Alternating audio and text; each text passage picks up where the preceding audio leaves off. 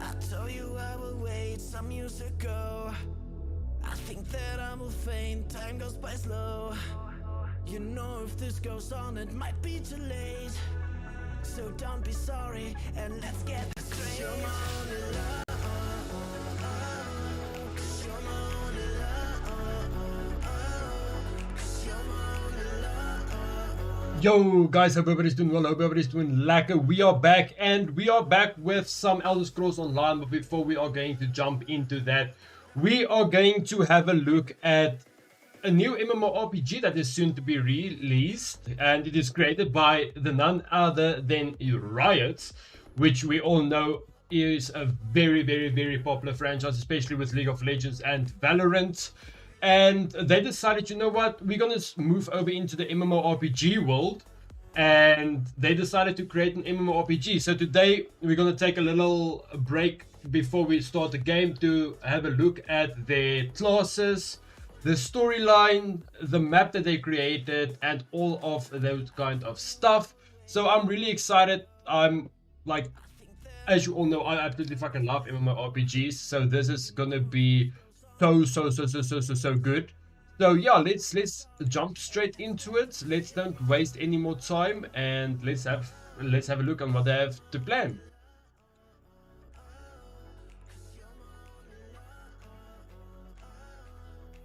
Let me just move this one, display capture, primary monitor, there we go. Okay.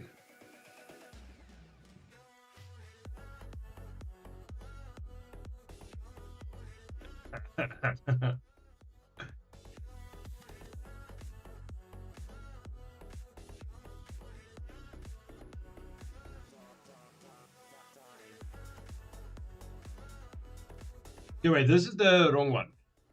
There we go. This is the one I wanted. Wait, this is the first one.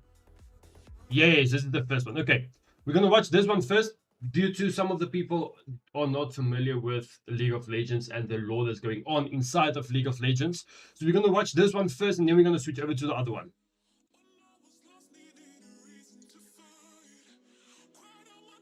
And it still is, to be honest.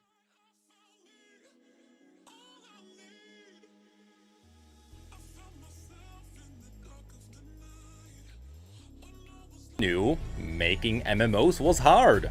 On average, an MMO has to spend at least 6 years in the baking before it can get anywhere near being good. But that didn't stop companies from jumping onto the bandwagon anyway. And soon we could see dozens of new MMOs, all releasing in 2008. All being called the WoW killers. And most of these MMOs did not make it far, even though it was half decent MMOs. Like, most of them just died out completely because the community was not there to support the MMO. Spoiler alert, none of them did that. And unfortunately, we can feel the ripple effects even now. It got to a point where every time a new MMO is announced, we all think the same thing. Oh. Anyway, when you're working on an MMO, you have to respect 3 pillars.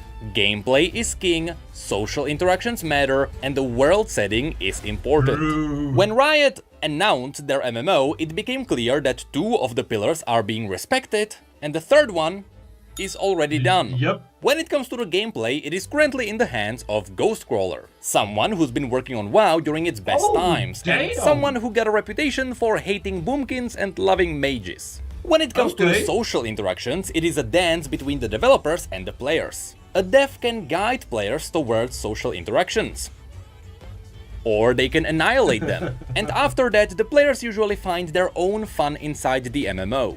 From that point on, the devs should do everything in their power to support the players having fun in their own way. And finally, when it comes to the world of an MMO, in Riot's case, it's done. And it's been finished for quite a few years now. In fact, the world of Riot's MMO is in such a good state. They already have the continents, the zones, the cultures, and the races. And this is why I think Riot would make this game absolutely amazing, because they listen to their community. They are not afraid to make changes. They are not afraid to work on the games that they brought out. Like, take League of Legends, for example. It is one of the first MOBAs that it is probably one of the biggest MOBAs that is ever existed. Like League and Dota, those two are the world's biggest MOBAs, and the amount of people in the community that supports Riot overall is just absolutely amazing. That is why I think it is a good idea for Riot to switch over to make an MMORPG. Like this game, I already know, like I haven't seen this video before, but this game I can already see is just gonna be so good. To a lesser degree, every zone already has its own storyline.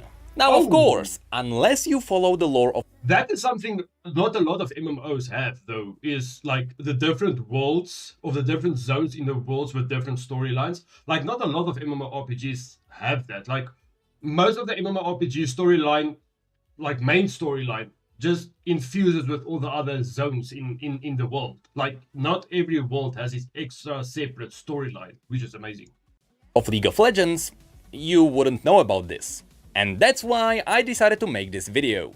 I want to show you all the zones we are going to see in the MMO and what sorts of quests we are going to do there. So, for the purpose of this video, I will assume you have no idea what League of Legends is about. You have no idea what the universe is about, but you like MMOs, your hairline is receding, and you have a crippling fear of Nintendo 64 controllers. To which I might add, why do you think I'm wearing hats? But now, without further ado, let's have a look at all the zones in Riot's MMO. Yo, this is gonna be good. I know this is going to be good. This is Runeterra, the world of League of Legends. Right now, the world is separated into 10 main regions. But these 10 regions don't cover all the land on the map, so there are some mini-zones in between them. And the lore already revealed that there is gonna be another continent further to the east. That definitely sounds like a future expansion to me. In fact, it would be foolish to release all of these regions at launch. You can easily turn half of these into separate expansions. And because a lot of people already know and love these regions, the hype behind these expansions would be big. With that said, I know... It will be honestly massive, because if you haven't followed the lore of League, like League's lore is one of the best gaming lores I've ever seen in my life. Like, it is absolutely amazing. And it's true what they say. It's like the hype gonna... Like, if they decide to make some of these zones in expansions, the hype is going to be so mad about it. It's going to be absolutely amazing. A lot of you would like to play as Shrimans or Ionians. And now you may be cursing me for suggesting that these would be expansions. But the lore can justify giving you these nations as playable races without having their regions. I'll show you how Riot can pull this off in a bit. First, let's talk about the regions Riot's MMO has to start with. The Northern Continent. This entire continent is called Valoran. Not Valorant, Valoran. And this is where the absolute core of this world is. The two main regions here are Demacia and Noxus. They are the two big rivals equivalent to the Horde and the Alliance.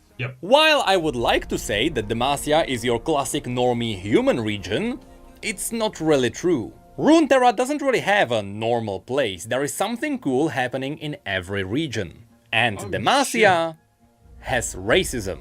Okay, maybe not racism, because Demacia doesn't mind Yordles or Minotaurs, but they really hate mages. That's because in the past, their rivals almost annihilated half of the world using magic. And so Demacia was built inside a magic-absorbing forest. Therefore, Demacia is a really cool place where you can hide from magic. When it comes to the visuals of the zone, you can see a lot of lush fields, it is surrounded by mountains, but the iconic part of Demacia are the buildings. They are made of petricite, which is a combination of stone and the magic-absorbing wood. Because these ancient magic-absorbing trees were grey, all the buildings have a marble-like appearance. And yes, given what material they are using, all the buildings in Demacia also absorb magic. So should a mage visit this region, let's just say it's gonna be a painful experience. On top of this, let's not forget that Demacians can weaponize petricite. They can turn it into petricite steel, which gives you your classic anti-magic weapons, and you can sculpt petricite constructs which wake up after absorbing magic. Simply said, these guys just really don't like magic. The irony is, they've been absorbing it for years now. And this is where the story would kick in.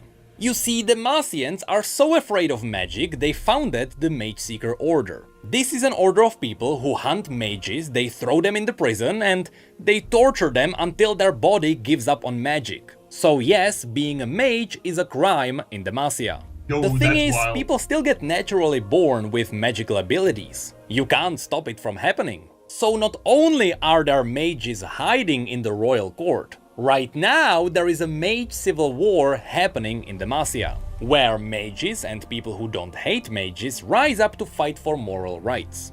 So should we do some quests in this zone? This is gonna be the core story.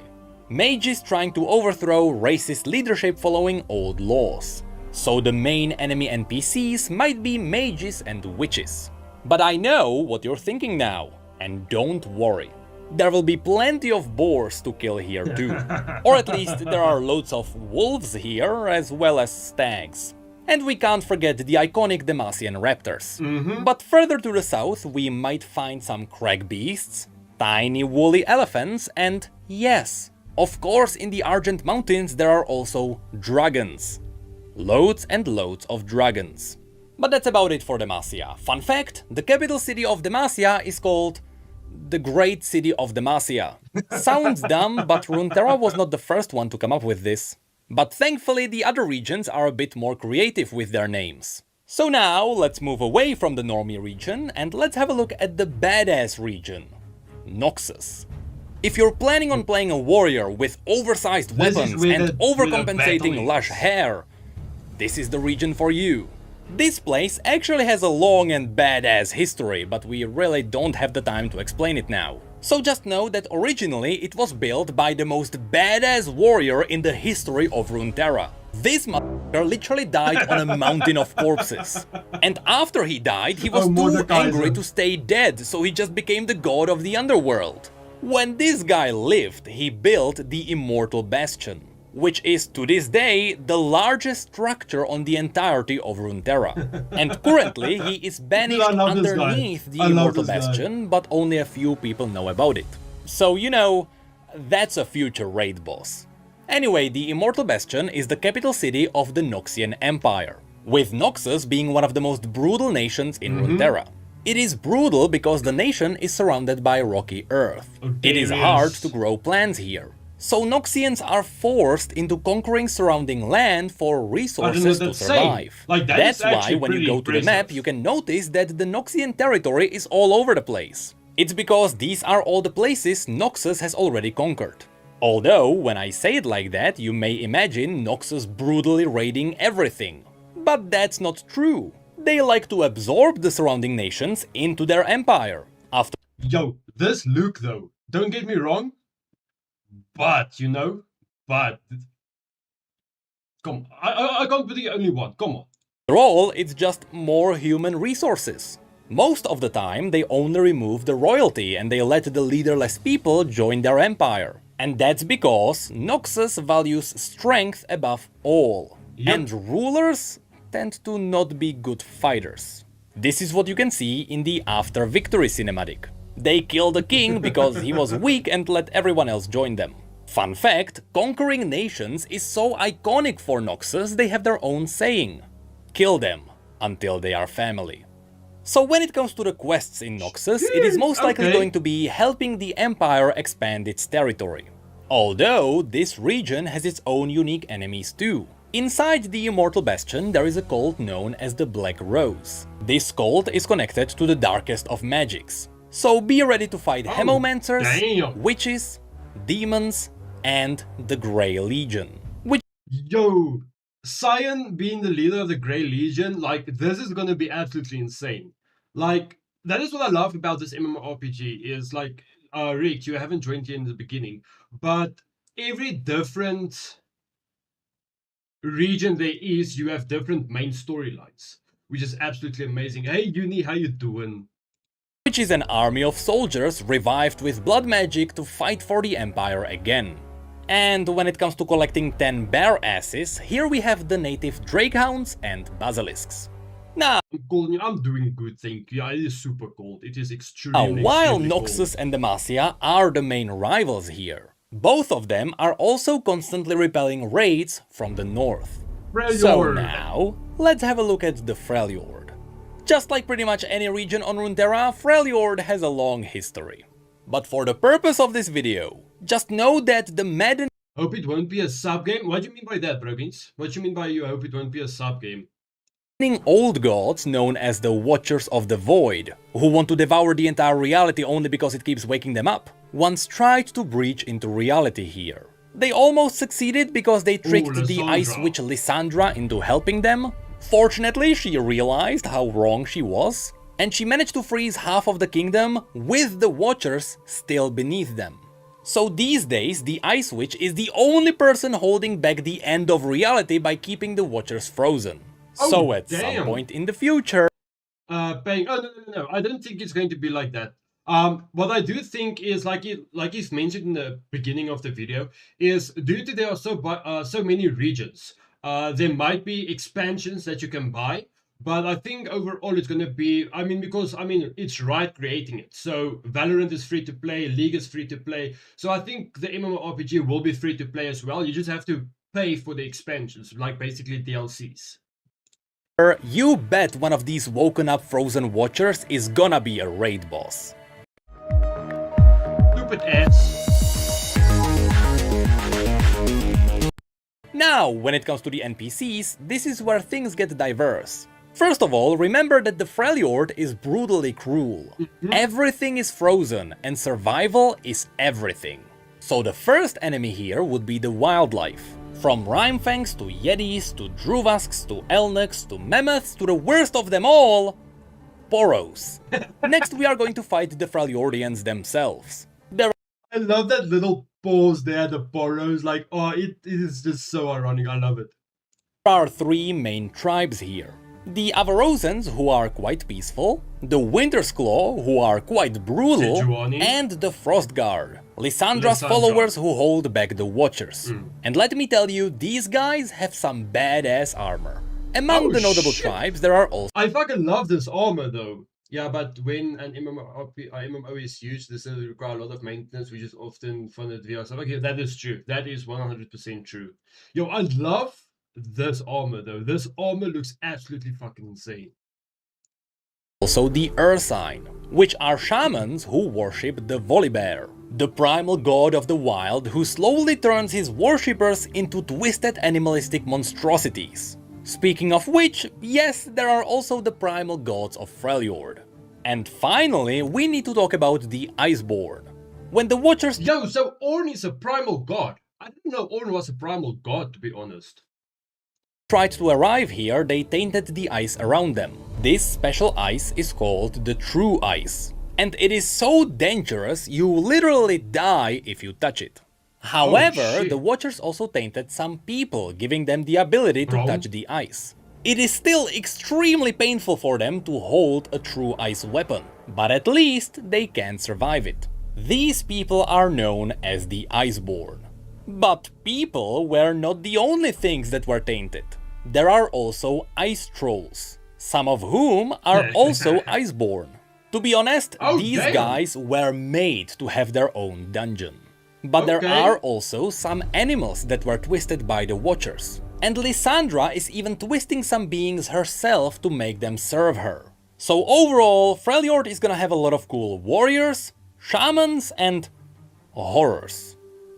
So these would be the three regions on the main continent. But this place is actually so big it can easily make the base world of the game. Especially since there are a bunch of smaller regions in between them. There is Nockmerge, full of witches, Argent Mountains with their dragons, Tokugol with void monsters, Dalamore Plains with him, and so much more.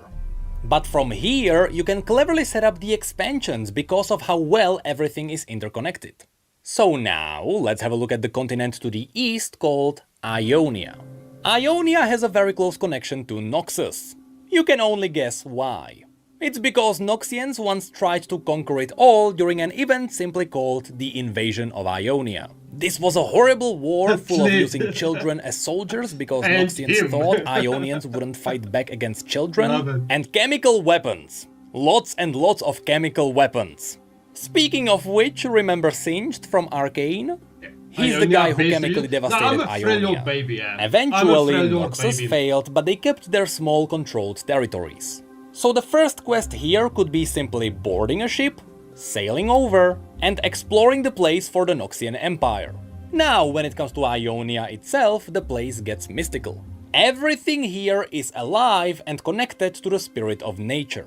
And I mean everything, from the animals to the people to the buildings. Everything is alive. So if you anger Mother Nature, your house can twist and strangle you in your sleep. So you can only imagine. Yo, that is some dark shit. Eh? Like, I wouldn't be able to sleep. Like, let's be completely honest. If you know your house is alive and it can legit, you can get strangled by your house, will you be able to sleep at night? I won't. There's no fucking way I won't. How Mother Nature fought against Noxians. Usually a river came alive to drown them.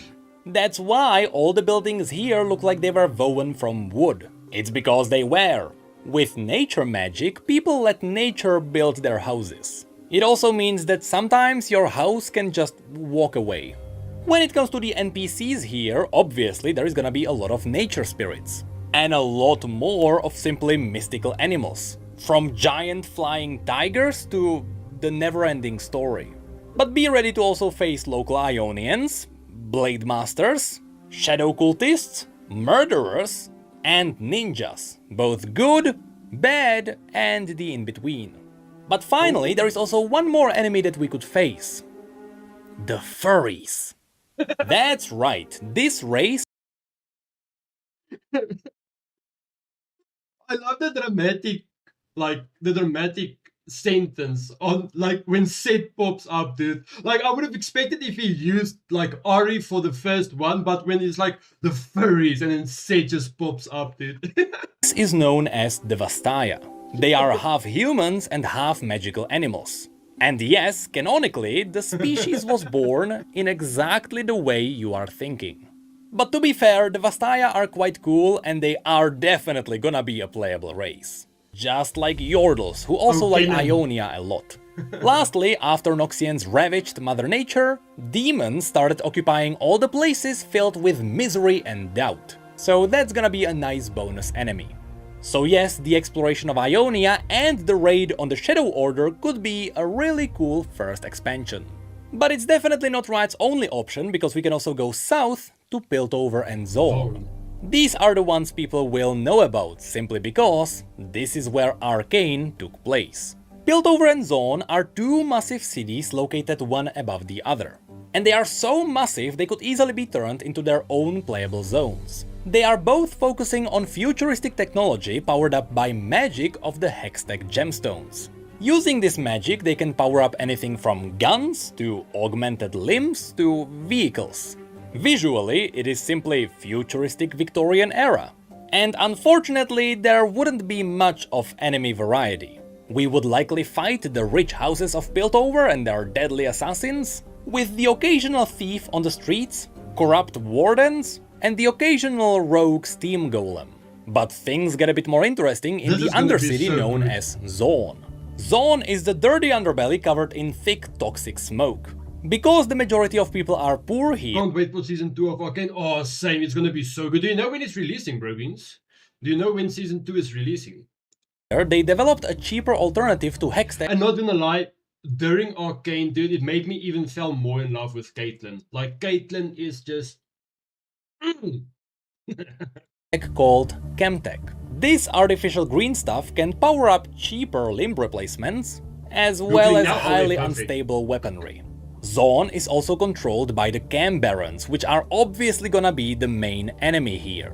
But on the side, we may also meet some chemical mutants, unstable constructs, as well as some mass murderers and people who hunt down mass murderers. And funnily enough, at the very bottom of Zorn itself, there are the hidden ruins of an ancient city full of traps. That is obviously gonna be a cool dungeon. So yes, there is not much more that I can add here. Piltover and Zorn were simply explored in Arcane. So if you like the series, you are gonna like this place. From here, we can travel further south to Shurima.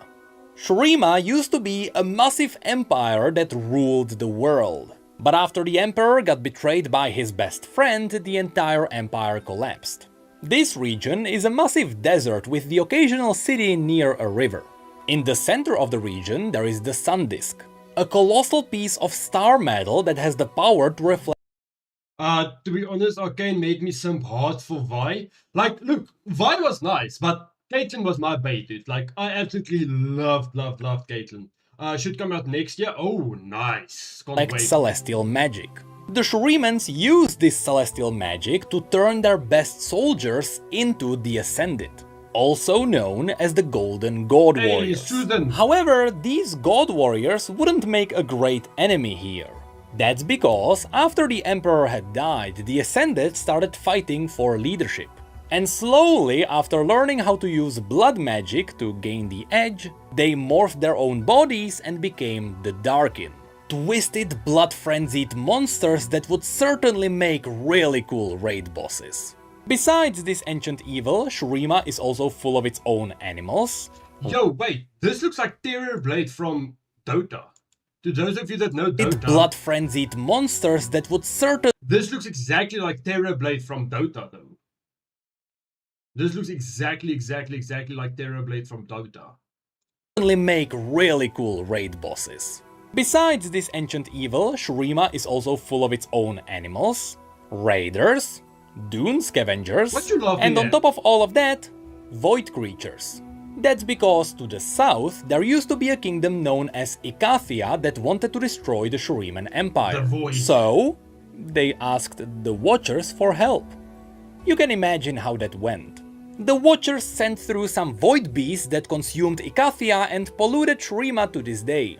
To fight back the void, Shurima does have a lot of hidden tombs around with hidden God Warrior weapons. Not to mention that Shurima also has a circle of time mages who are trying to freeze the void in time.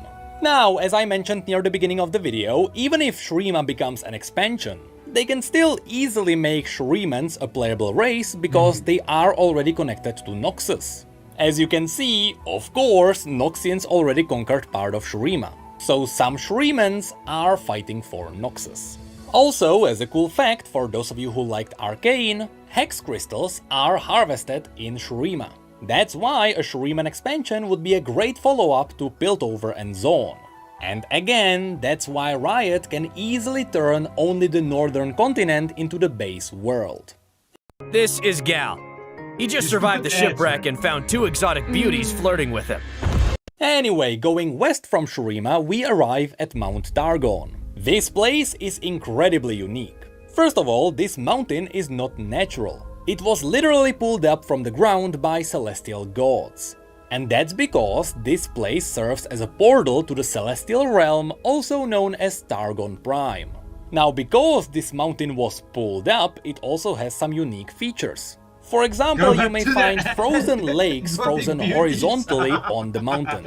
And the very peak of the mountain is special too. Should a mortal reach the peak despite the brutal climate and the deadly wildlife, either they die from exhaustion, or the celestial gods deem them worthy and they become an ascended aspect. There is aspect of war, aspect of the sun, aspect of the moon, aspect of the twilight, aspect of the guardian, and so on. Simply said, after people reach the peak, they become some of the strongest beings on the entire planet. So of course, the mountain is full of people who worship the celestial demigods. And I speculate this is where we could get a lot of cool armor sets. There are the Solari, who are devoted to the aspect of the sun. Then there are their rivals, the Lunari, who are devoted to the aspect of the moon. But also the tribe I assume will become a playable class, the Warriors of Rakor.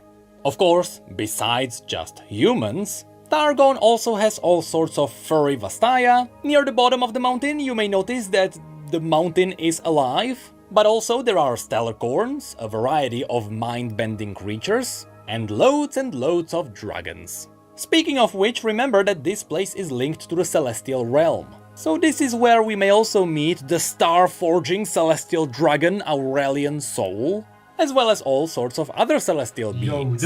A lot of these would make for interesting bosses.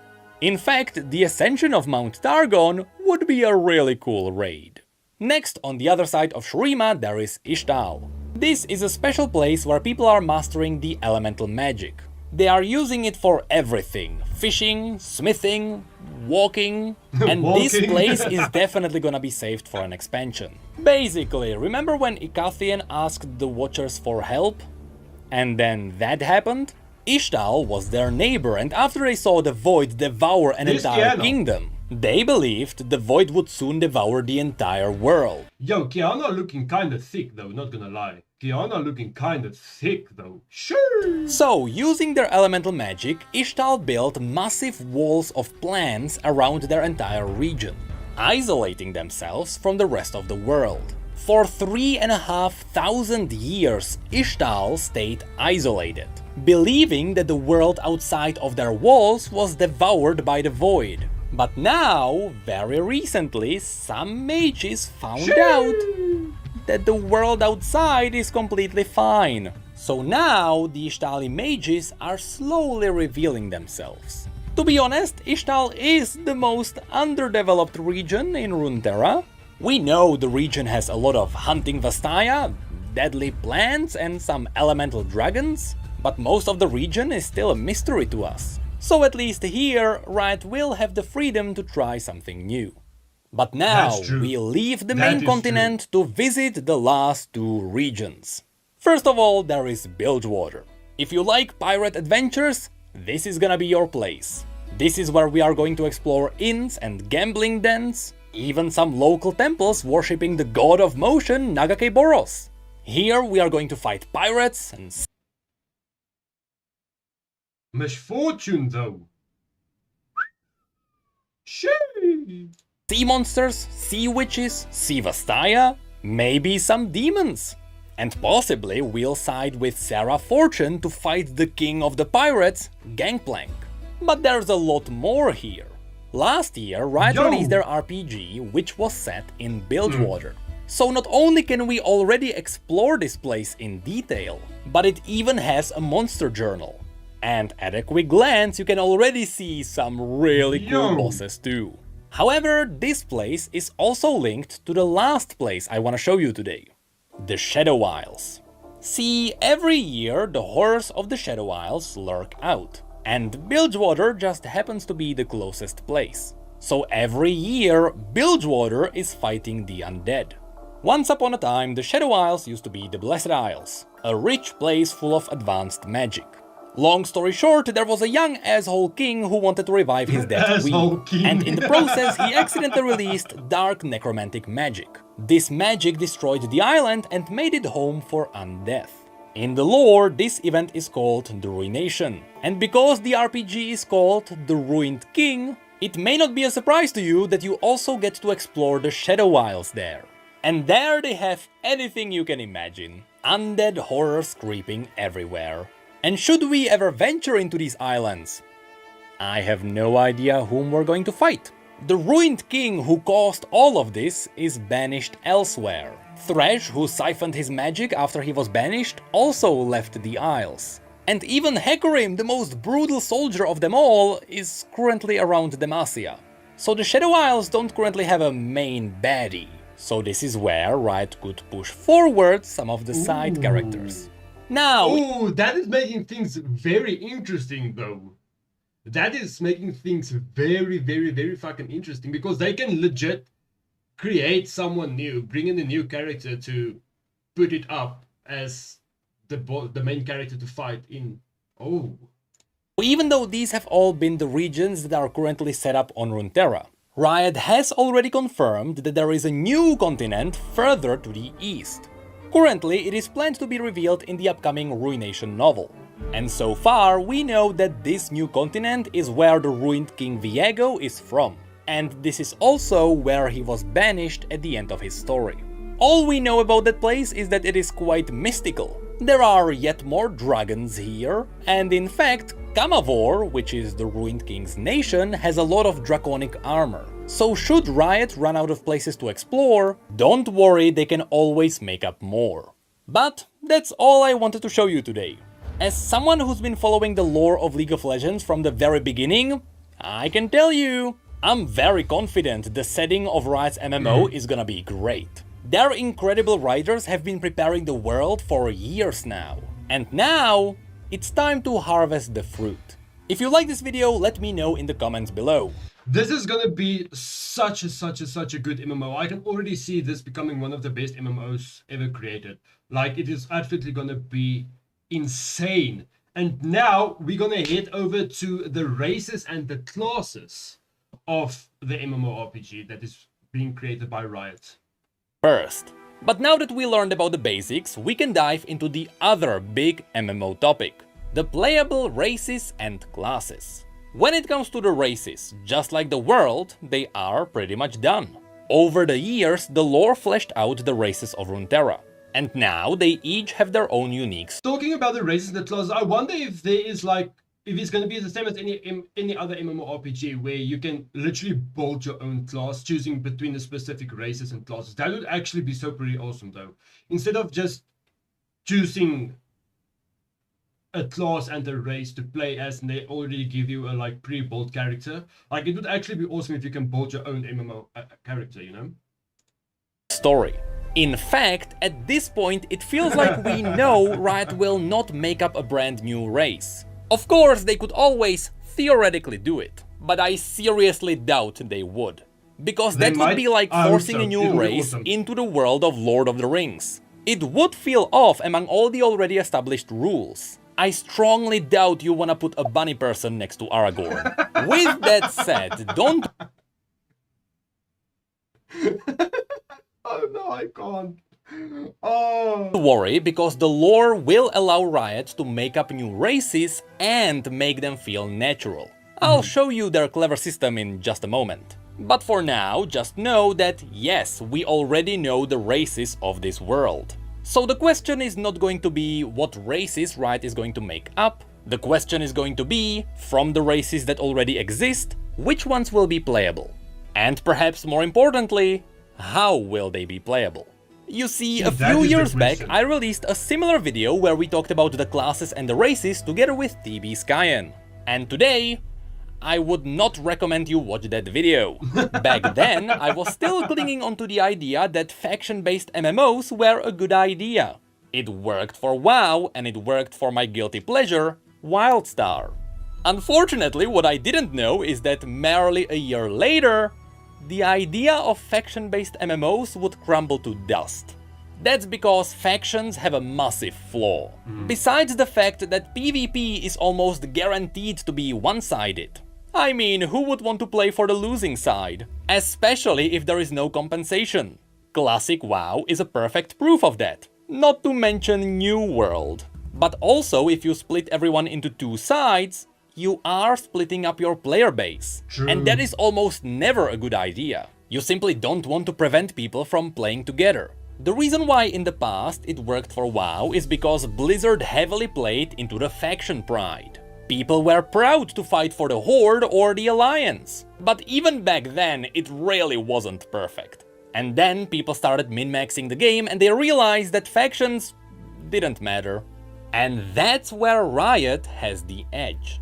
You may know that League of Legends has a lot of different regions, where they all act independently and they all have unique relationships with their neighbors.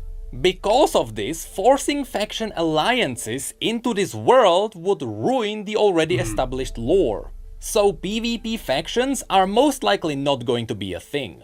However, despite that, League absolutely has faction pride. People love it when a new Shuriman champion is announced, because people love that place. And people love it when the new champion is not Ionian, because goddamn we have too many Ionians. Nearly every League of Legends player has a favorite region. And you bet when the MMO comes out, people will want to play for that region. And this is where the brilliance of Riot's world kicks in. You see, the fundamental lore of League of Legends is based around the idea that anyone can be from any region. After an event the story refers to as the Westward Migration, races mixed up all around the world. So it's not like there is a furry region where you can only see furries. There are definitely regions where you can see more furries, But this world doesn't have The exclusives. fucking Poro. This means that when you're picking up what you want to play, besides just picking a race and a class combination, I You're just mad because Riot makes not champs cracked on cocaine. strongly That is suggest true. Riot also allows people to pick their origin, with the origin being the starting region. Without a system like this, you would force all human champions to be, for example, Noxian. And that is simply not how this world works.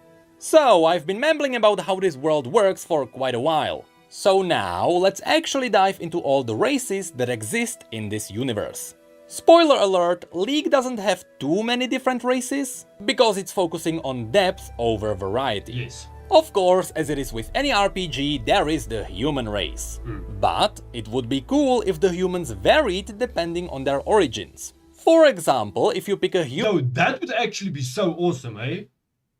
human from the Freljord, they would be an Iceborn and they would have extra frost resistance. A Demacian could have a bit more magic resistance, Ionians could have a bit more nature resistance, Shuriman's heat resistance, and so on. I think it's going to be crucial. Yo, this will actually be so nice. So that is a nice element that they can bring into. Like if you choose the human race from a different zone, then you have that extra. That would be actually be so nice though. That would be a really good thing to implement into the game. For Riot to preserve the feeling of every origin feeling at least Inonia could have dash, yeah. slightly different. This is an RPG after all, and despite the fact that balancing is usually a big issue, I strongly believe these RPG elements League have to be joke. preserved. But if Riot is afraid of people min-maxing the game from the very beginning, focusing on the origin stat with the most value, Riot can always do the safe thing and only give each origin different customization. In the Freljord, people tend to be more pale with lush beards and Nordic tattoos all over their bodies. Shurimans have the classic dreadlock style. People from Bilgewater have the pirate crew tattoos. Piltovans are your fancy mustache people, and Ionians have the wild untamed hair and beards. So even without special origin stats, I do believe these unique character customizations would enhance the region pride too. So that's what humans would be about. Pretty versatile and nothing too special. Yo, is this ribbon? Why does this looks like ribbon, especially with the sword, you know? This looks like ribbon. In an RPG world. So now, let's have a look at the more unique races. After humans, the second most spread out race are the Vastaya. As we mentioned in the last video, the Vastaya are a race that came to be after humans started mating with magical animals. But the thing is, depending on where they are from, there are loads of different kinds of Vastaya. From cat boys to fox girls to lizard girls. In fact, Cat boys. here's a family tree of all the Vastayan tribes, and even this doesn't cover all of them. And this is where Riot can pull off something genius. As I said, this world already has set rules. So it would be very difficult to introduce a brand new race into this universe. However, it is going to be very easy to just make up a new Vastayan tribe. So I propose that Riot doesn't make the Vastaya as a playable race overall, but instead it would be cool if Riot let the specific tribes to be playable races. This would leave the door open for them to introduce new playable races later down the line. If they cross off all the Vastaya at once, they kinda shoot themselves in the foot. But I know, here I go mumbling about how the world works again. So let's have a look at some of the specific tribes. When I say Vastaya, most people think of Ari. Yep. She comes from the Vasani that look like foxes. Although her tribe is mostly gone, the lore can justify new members to be found, so they can be playable. The Kilash tribe comes from the jungles between Shurima and Ishtal. These lion-like people are known for hunting dangerous beasts, and they take great pride in trophy collecting. It's the average mount collector. The Shimon tribe are monkey-like people from Ionia. While their older members are very If they do that, I'll be stuck in character creation for years, dude. Same. Same. I would like. I already take long to create a character in any MMORPG. Imagine with this setup, like you're gonna sit there. You can make an entire stream of 4 hours just on character creation, dude. Wise, their younger members can be very goofy. The Otrani come from Mount Targon, resembling the classic goat people. Their hobbies are taking care of the Stellarcorns. The Lothland tribe are Ionians who resemble bird people. This tribe likes to combine the art of dancing with lethal assassinations. The Uvikat are something close to lizards, though they do have the ability to shapeshift. Out of all of the other tribes, these are the closest to their pure blood ancestors. Oh. And we also technically have the Marai, the fish people whom I doubt are going to be playable. Imagine modeling boots for them. Now, these were the more pure blood tribes, but there are many more Vastaya who don't fit any of these. For example, Set has an Ionian Vastayan mother and a Noxian human father. So he doesn't really have a tribe. Long story short, the Vastaya are an incredibly versatile race and Riot can use them in a million different ways. This is where they can really go wild. But that's it for the Vastaya. So now, let's have a look at the third most popular race, the Yordles. These are the classic RPG tiny people. Yep. In League of Legends, people either adore them or hate them, there is no in-between. Kinda like those guys. But not those guys, everyone hates them. There is no doubt in my mind that Yordles will be playable, even though they have an interesting catch. You see, unlike all the other races on Runeterra, Yordles are immortal. They are essentially modes of magic that come from a hidden magical realm known as Bandle City. And because they are made of magical essence, when they die, we don't really know what happens, but we assume they return to the Bandle City and there they respawn. With that said, the lore suggests that maybe Yordles can die, but they just can't die of old age. But let's ignore that, that's a massive rabbit hole. So, you know, when it comes to gameplay, at least corpse running... Yo, this looks like a fucking buff Teemo, dude. This looks like a buff Teemo that has been on roids for years. ...is going to make sense for them. Now, because Yordles are immortal, in most cases they are always happy and cheerful. Even their home realm is very colorful because of that. But then there is also Vex, a Yordle champion who has recently been added into League of Legends, who gives Yordles an interesting perspective. You see, unlike all the other Yordles, Vex hates living. She hates the bright colors and the cheerfulness. You know, it's the average League player. So Vex is constantly in deep depression and agony. All she wishes for is to leave this world, but she can't, because Yordles can't die. Anyway, just like all the other races, Yordles can be found all around Runeterra. There is Poppy in Demacia, Kled in Noxus, Kennen in Ionia, Rumble in Shurima, and so on. But now, so far we have only covered the races which I'm pretty sure will launch with the MMO. The humans, the Vastaya and the Yordles are the core of this world. So now we are diving into the races that still exist in this universe. But it's going to be up to Riot if they make them playable. First of all, there are the Minotaurs. The Minotaurs are different from the Vastaya because they don't have magical ancestors. They are just a standalone race. Originally, the Minotaurs controlled the mountains south of Noxus, but because Noxus is Noxus, soon they absorbed the Minotaurs into their empire. With that said, some Minotaurs fled the tyranny of Noxus and they joined the other regions. A great example is Kryl, the Minotaur fighting in the elite armies of Demacia. And yes, the Minotaurs also have the stereotypical sexy female version in this universe, so they can easily be turned into a playable race. Next, in Bilgewater, there is an incredible amount of weird fishy people. A lot of these could be really cool playable races when Bilgewater gets its expansion.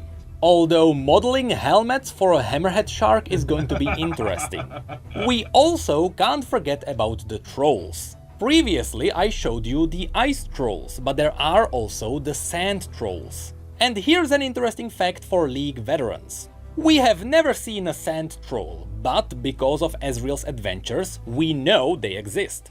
They should be around Icathia, which is where Jax is from, who also has 3 fingers, by the way. So it is extremely likely that the mysterious Jax is a sand troll. Regardless. This Dukes. Wait, whoa. Wait. This actually makes such a huge fucking turn off things, dude. Like, I've never thought about it that way.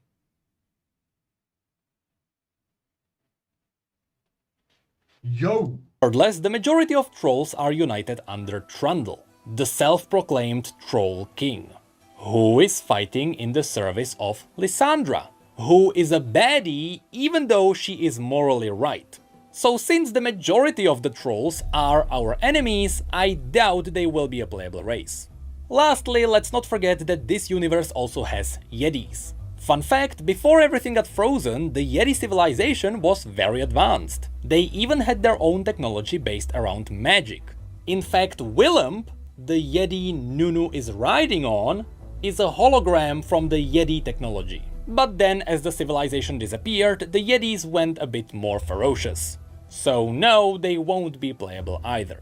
But that's pretty much it for the races. As I mentioned, there aren't too many different kinds, but that's because Riot is avoiding mimicking other RPGs. That's why there are no dwarves or elves here. Runeterra is simply trying to be unique in every way, and so far, it is working. Now, I also have seen some people asking if Darkin will be playable. To which I have to say, that's like asking if you can play as a god. The Darkin are a corrupted version of the Ascended God Warriors. A single Darkin can annihilate an army of 1,000. In fact, the Darkin known as Aatrox is the only being in existence that managed to kill a celestial god. Yep. He stabbed someone wielding the power of the Aspect of War so hard, the Aspect of War died. So no, I don't think Darkin will be playable. Anyway, with all the At time.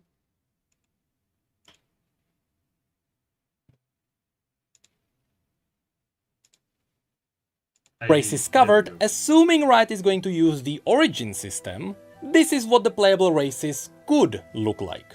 Humans are versatile, they are everywhere, there is not much to mention there. When it comes to the Vastaya, the common tribes can easily appear in Noxus, Piltover and Bilgewater. These Yo, this looks actually so nice though. This will actually work so nice. are the regions open to everyone. On the other side, the Vastaya are closely linked to spiritual magic, so you will hardly find one in Demacia, since it is a firmly anti-magic region. And somehow, not many Vastaya were ever mentioned in the Freljord, so Riot doesn't have to force them there. But then we have Shurima, Ionia and Targon. Assuming these would be saved for expansions, they could be used to introduce new playable races. Since I doubt all the newcomers remember the names, the Kilash, Lothlan and Otrani are the Lion people, Bird people and Goat people. When it comes to the Yordles, as I mentioned, they can originate from anywhere, but they do avoid the Freljord and Targon because of the harsh climates. And yes, I know there were some prehistoric Yordles in the Freljord, but after it got covered in ice, they disappeared. And lastly, the Minotaurs can be found in Demacia and Noxus. But it does make sense for some of them to flee to the Freljord, and others to travel to Ionia during the invasion. With all of this said, remember, this is just my decently educated opinion. Since the races are pretty much mixed up all over Runeterra, Riot could also lift the limitations and let every race start in every region. And I would be fine with that. Some story would be wonky, but it wouldn't be anything horrible. Although, I still believe some... Yo, are we back? I see we disconnected for a second there. Why? Why? Are we back, bro beans? Are we back? Are we back?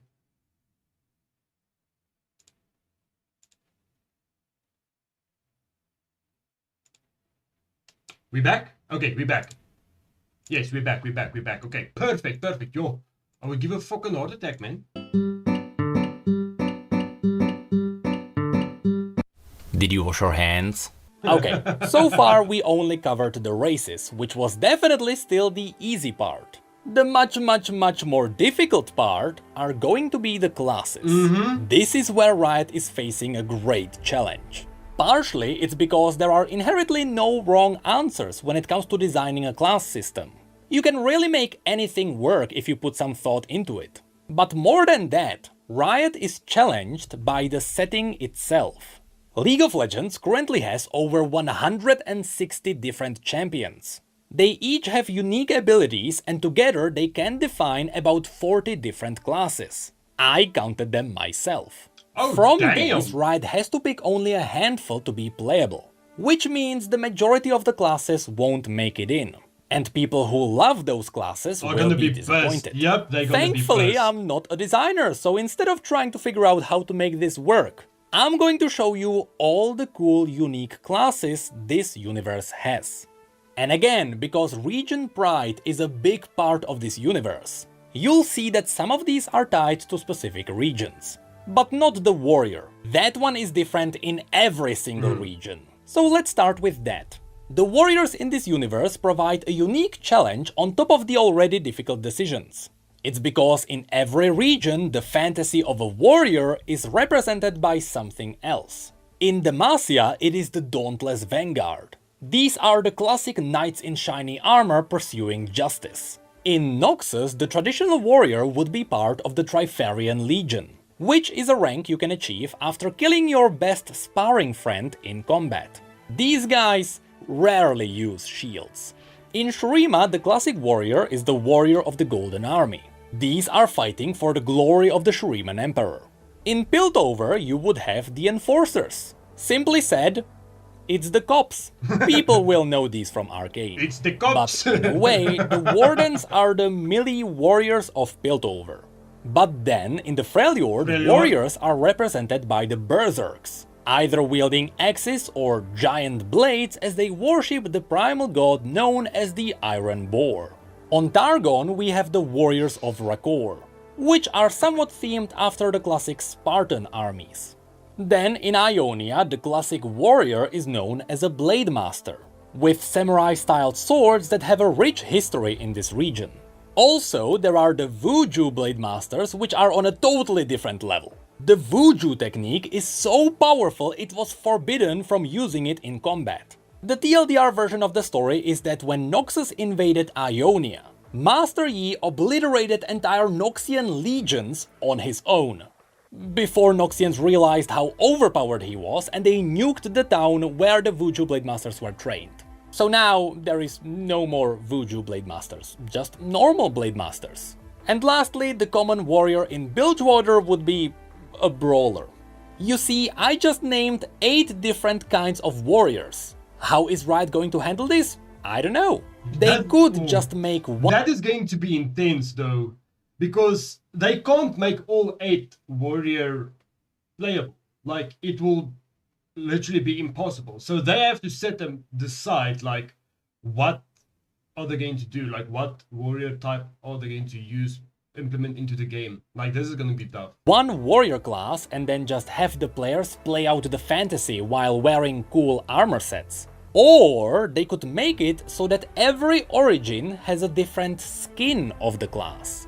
You know, all the abilities would be the same, they would be doing the same numbers, but when a Noxian swings a weapon, there is a bloody trail, and when an Iceborne Berserk swings a weapon, there is a frosty effect. But again, this is for Riot to figure out. That could work. Now 100%. I'm just going to show you all the unique and interesting classes from this universe.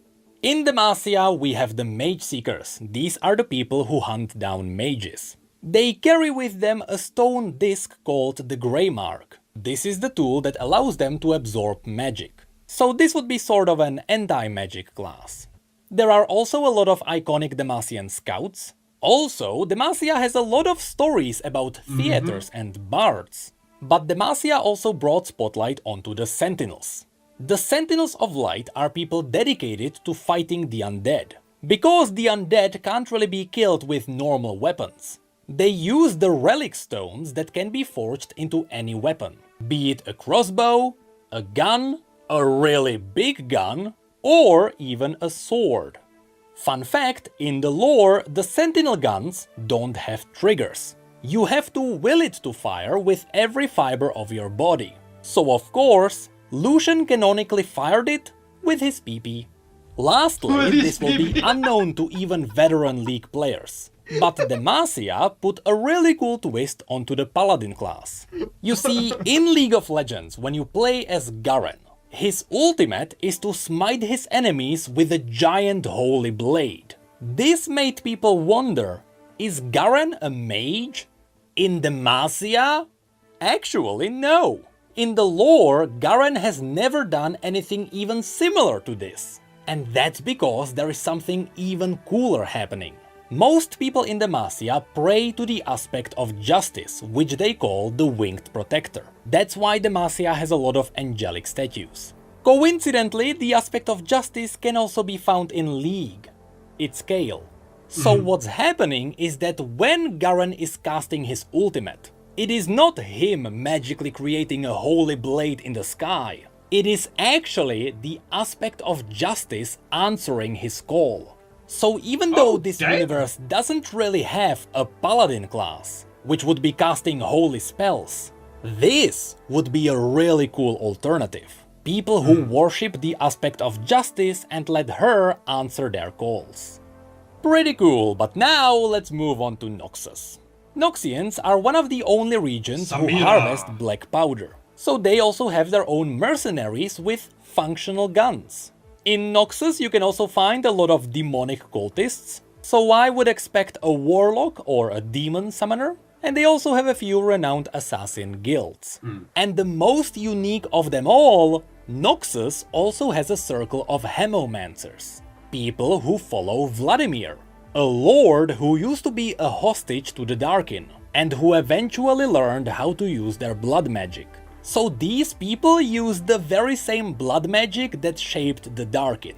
Then in Shurima we may find arcane mages. These people follow Zerath, the most powerful mage on Runeterra, whose body has been reduced to nothing but arcane energy. I would honestly love to see this class in-game, because I love the idea of having an Archon form on cooldown. Shurima also has some prophets who can open up tiny portals into the void and summon tiny void creatures. It would be sort of like Warlock in WoW. You know, use the power of the enemy against themselves. Then there are the Sand Shifters, people who can use the sand to create sand mirror images. And we can't forget about the Chronomancers, people who use time magic in a lot of creative, interesting ways. Then in Piltover, riding off of the success of Arcane, people will want to play as a Warden, which is a more elite version of the Enforcers. These would be equipped with sniper rifles and stun grenades. On the crafty side, there are also the Hextech Engineers. These are the people who can use science to allow them to wield magic even if they are not mages. And separate from them, there are also the Artificers. To them, anything from a powerful arm to blade legs should be possible. And down in Zone, I would love to see some kind of an alchemist, who's using questionable drugs to help his allies. Next we go into the Freljord. Here we can find the Draklorn Inquisitors, which are Lyssandra's followers with abilities themed around true ice. Essentially, these would be frost battle mages. But perhaps the most iconic for the Freljord would be the Shamans. These worship the animalistic primal gods of the Freljord, and all their abilities mimic the primal gods, be it a bear, a fox, a mammoth, or a boar. Then on Targon we would find a lot of people with celestial powers, you know, calling down stars and such. But there are also the Solari who use the power of the sun to enhance their attacks. They also wear massive plated armor, so this would be the tank class. Or the Lunari, who use the power of the moon to stay in the shadows. This would be more of an assassin class. Besides these, there are also a lot of Starcallers around, and even Draconic worshippers. Then in Ionia, besides the Vuju Blademasters, which would be far too overpowered, some people choose to fight without a blade. These would be the monks of Hirana. They channel the power of Ionian dragons to empower their limbs. And don't worry, they are a bit different from the traditional monks. They are far more badass. Yeah. Think less Bruce Lee and more Dragon Ball. But of course, Ionia is also home to the Kinku ninjas. Their goal is to maintain balance in Ionia. This means that when a spirit starts killing people, the ninjas go out and deal with the spirit. And when people start terrorizing the spirits, the ninjas go out and deal with the people. Most of these are your classic ninjas empowered with spiritual magic, but some are using the forbidden shadow technique. And while they surely look evil, just like anything in League of Legends, they're gonna have a rough time with the classes. Yeah, they're gonna have such a rough time with the classes though, because the way this guy explains it, like, it will be so awesome. Like, the way you can make the classes of different regions and stuff like that, like, there's not a single warrior that's going to be the same. There's not a single mage that's going to be the same. There's not a single tank that's going to be the same. It's going to be so diversity of classes. I'm so it's not really one-sided. These ninjas are simply using questionable techniques to protect their homeland.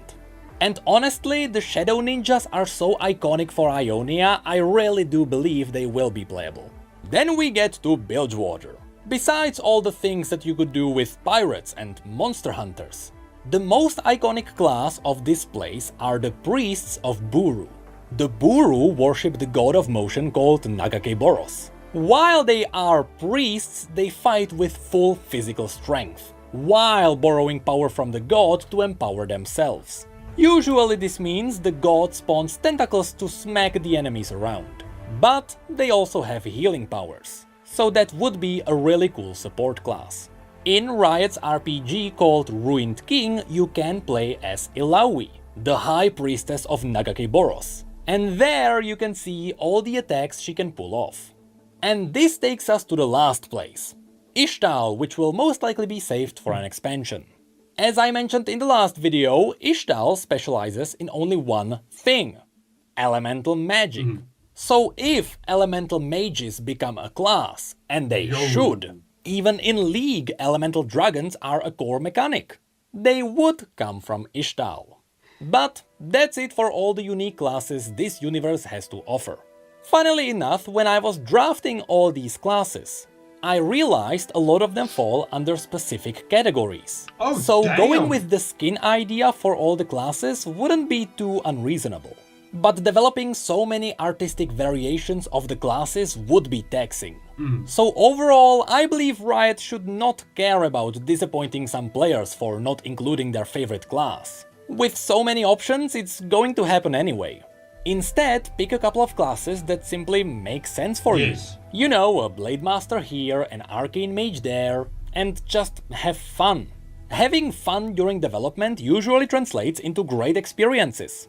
And I hope I'm not pressuring anyone by stirring up hype. If anything, I'm just happy that people find these videos interesting. And all I'm doing is presenting information that Riot released over the past 10 years. I mean, I know the video is interesting because Asmon only paused 3 times and he said, "That's fucking cool." And I like it a lot. And That's what the fuck? This is actually really cool. I didn't know any of this. that to me marks a big success. Next time we are going to talk about all the already established raid bosses of this universe, which is a very personal topic for me. You know, I am a father, my son is 2 years old, so by the time this MMO comes out, he's going to be just the right age to heal my raids. It's just gonna be the right age to heal my raids. Yo, so this is gonna be awesome. The raid bosses is gonna be like, I can't wait to see that video. I honestly cannot wait to see that video. That is gonna be so good.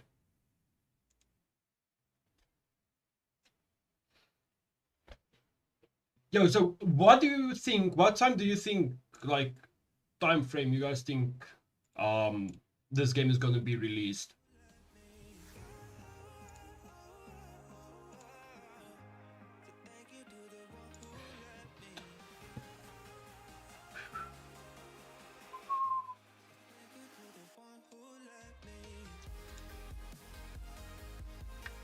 Like, I'm super excited for this MMO though. End of 2025. Yo, 2 years. That's actually not bad though. That is actually not bad. This is actually not bad though, to be completely honest.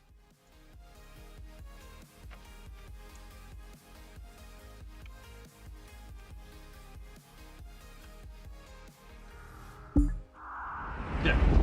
But guys, I'm just quickly gonna go take a smoke. And then once I came back from my smoke, we are gonna jump over to some Elder Scrolls Online. We are gonna be wrecking some dungeons today and just have a good time. So I will see all you wonderful people in 3 to 5 minutes, okay?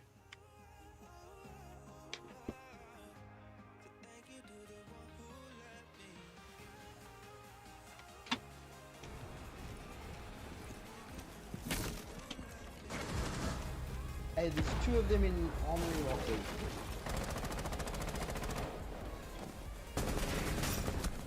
I got one, but the other one got me.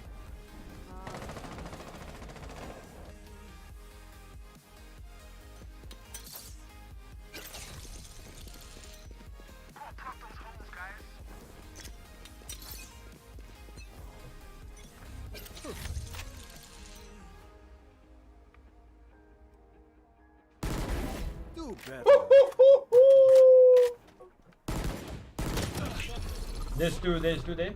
Thank you.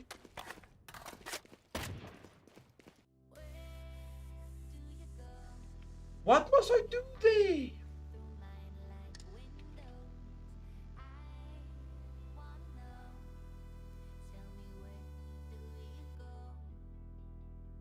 Like, I don't know what must I do there because I can't run. I'm fucking stuck. I'm more stuck than Steve says. I did try, but he didn't want to.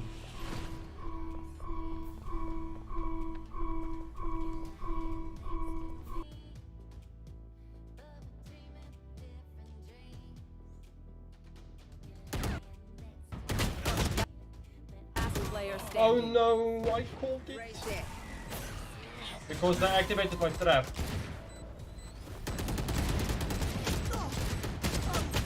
Oh, nice try. Nice try. No, sorry, I thought you were looking there in long. Because I heard them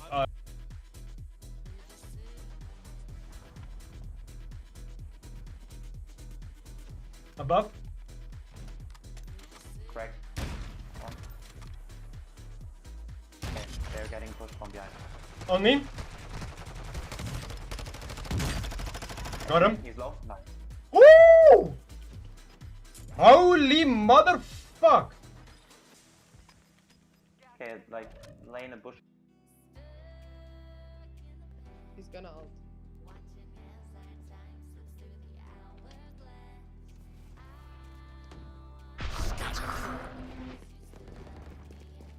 No, it didn't work. 30 seconds left. Spike planted. Got him. Monkeys. Let's Got him. I predicted.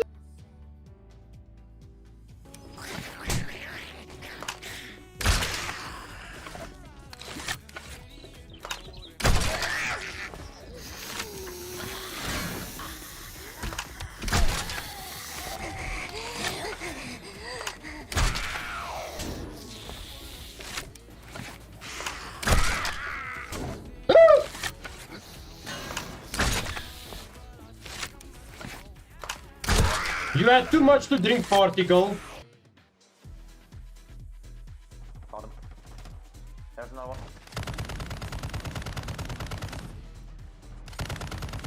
Got him.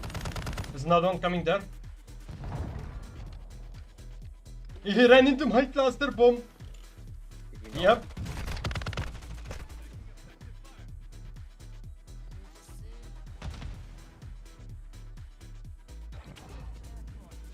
I'm in cover, just scared. Oh, he's in here. I cracked him. I don't know if I cracked him.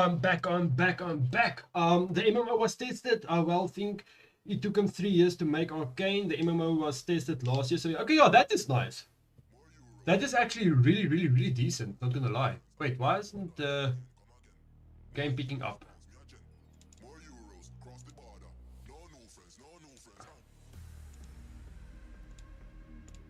Are you picking up now, Boot?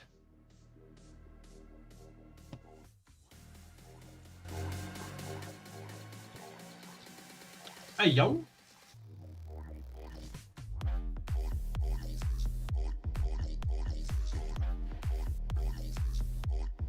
Hello? Hello, game? There we go. There we go, we back. We back. Oh, okay. Let's just quickly collect all this stuff.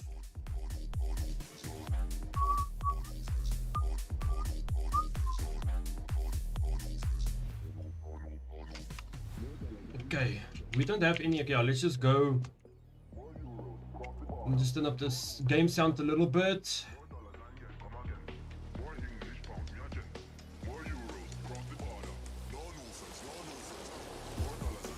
Let's make it around. Let's make it 50. And then we can turn it up here to max. There we go. Okay, this should be better.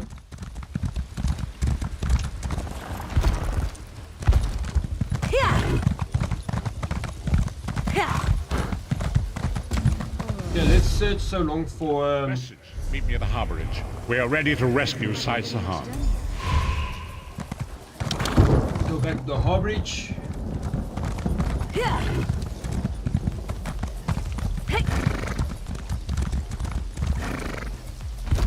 I want to get to level 50. It's going to take a grind.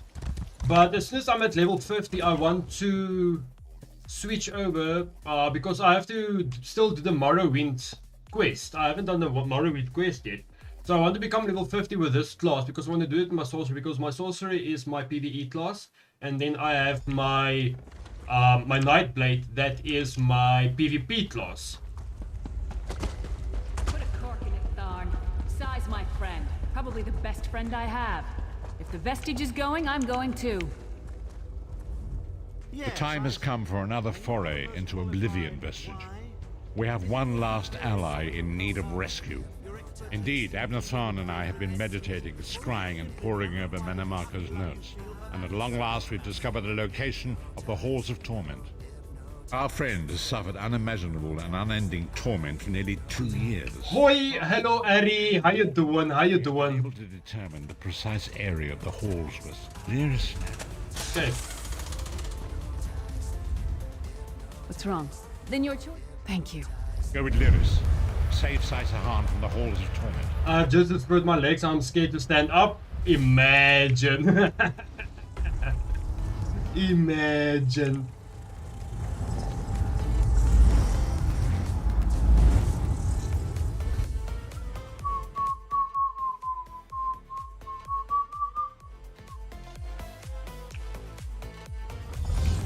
I actually need to do this. I actually need to leave queue because it's gonna be a big fuck up. Where is the Amulet of Kings?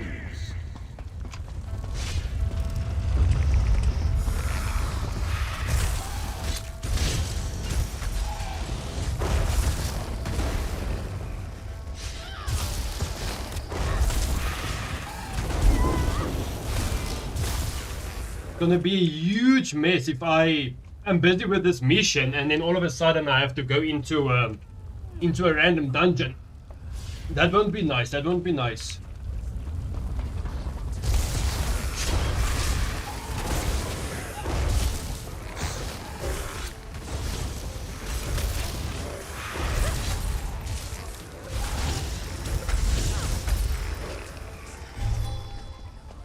That's Tharn's voice. What is he doing? I did an exercise we call Tower of Terror. It fucking sucks. And why did you do it?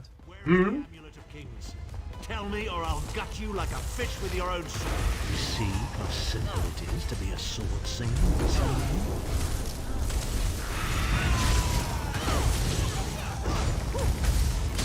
Ouch, ouch, ouch.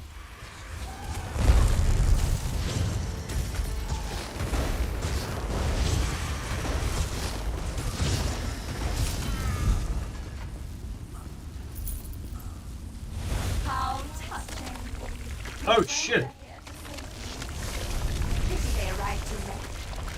It's time for your next round of torture. You'll enjoy this one. It's time for your next round of torture. You will join this one. Tharn was always... The Sword Singers are legendary. They were a group of Red Guard sword masters. Wiped out and... Yo guys, if you are in stream and you haven't yet, if you're over on YouTube, please consider hitting that like button on the stream. I would appreciate it. It will help me out immensely. As well as if you are over on Kick, please be sure to hit that follow button. It will help me out a lot. I would really appreciate it. It will mean the world to me. And if you're over on YouTube and you haven't yet, please be sure to hit that that subscribe button. I would really appreciate it.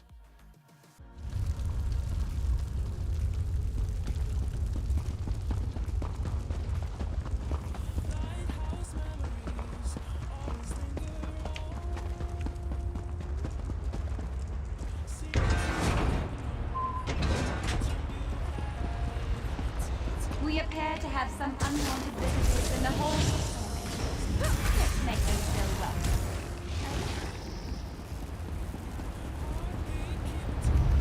Your friend always has an opportunity to screen himself. All he needs to do is reveal the location of the amulet of peace, and you can all be on your merry way. Leave me about sis, man. About to destroy my hamstring. Just don't hurt yourself, Harry. Just don't hurt yourself.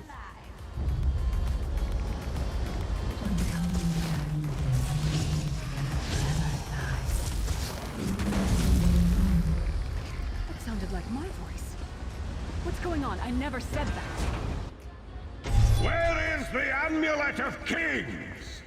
But if I knew, I would have given it to you because I'm searching for it as well. I'm searching for it as well, my bro. So if I knew, I would have given it to you. I promise. Intruders. They're after the amulet. Don't worry, my love. My sister's rich. She seems to be drawing power from those stones. Destroy them, quickly!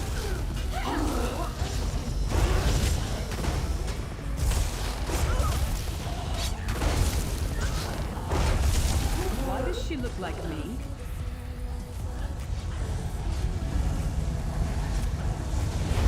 Yo, Valas, how you doing, buddy? How you doing? How you doing? Welcome in, my dude. Welcome in, welcome in. I won't, I don't have a lot of data for checking it. Thank you so much for stopping by, Ari. I appreciate it. Enjoy the gym. This can't be real. It's not like this between Sai and me.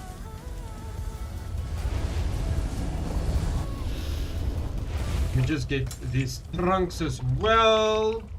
Search these crates. I'm good, how are you? I'm doing good, thanks, buddy. I'm doing good, can't complain. Sorry I just disappeared yesterday on stream, but our power went off. There was a fault in our area, so we sat from 8 PM till 4 this morning without power.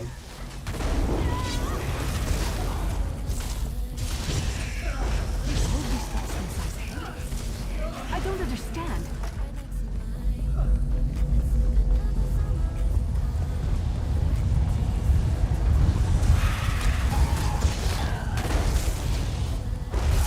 How's your day so far, buddy? You having a good day at least? Why does she look like me? I'll protect you, my love. Why does she look like me? I'll deal with them. You'll be safe here, my love.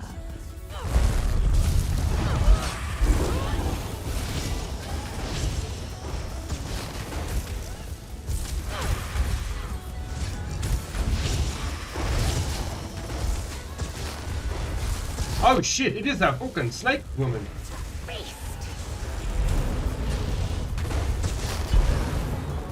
There we go, easy claps. Too late. Once again. Come, my friend. Time for your next step. My chair keeps moving down, man. Vestige, hold a moment. When I get my hands on Menomarco, I'm gonna slice that traitor stem to sternum and wash my hands in his body cavity! Ooh. How should I know? Cyanide... Yeah, I'm having an awesome day today. I'm doing good, thank you, buddy. I'm doing good, I'm doing good. How's the snow by you guys? How's the snow by you guys? Are you enjoying the snow? Wait, where must I go to? Oh, down here.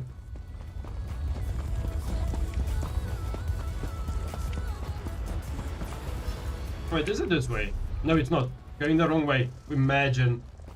I don't have snow. Oh, that sucks. Welcome to my world, eh? Welcome to my world. Only in Joburg it's snowing? Ah. We don't get many visitors in the halls of torment, but there's always room for a few more. But my mother's sister lives in Pretoria and she has snow. Such tenacity, such ambition. Dude, I'm not even in there. Such a pity we're going to skin you alive and feast on your intestines. But I'm freezing up. Dude, it is so cold. It is honestly, it is so freaking cold, dude. Like, I can't. Time is meaningless in the hall of torment. Whether it takes a day or 1,000 years. Yeah, well, none here by me. That sucks. Don't worry, I also don't have snow, eh? I also don't have snow.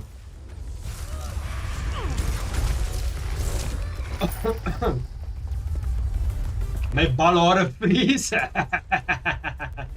Same, dude. Wait, let me actually give you a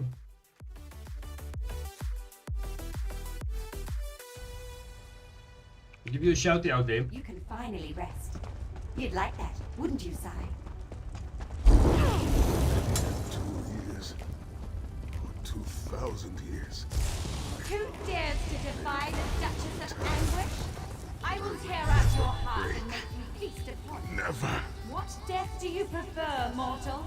Slow and... Come on, Nightbot. There we go. I think I'll kill you. Fucking Mamurko. Yeah, it is super cold, dude. It is super cold. It will be glorious. Oh, this man has a little bit of ouch, eh? Oh!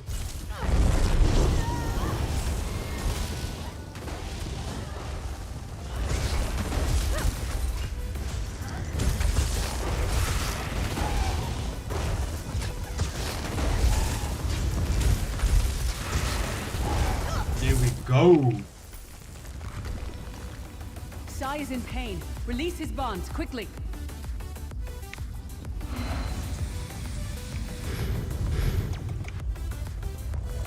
I don't know you. Why are you here? Who sent you? So back to ESO, I see. Yeah, boy. Back to ESO. I've taken long enough break from ESO. So we're back to ESO, baby. We're back to ESO. You have done it, Vestige. Bring him through the portal quickly.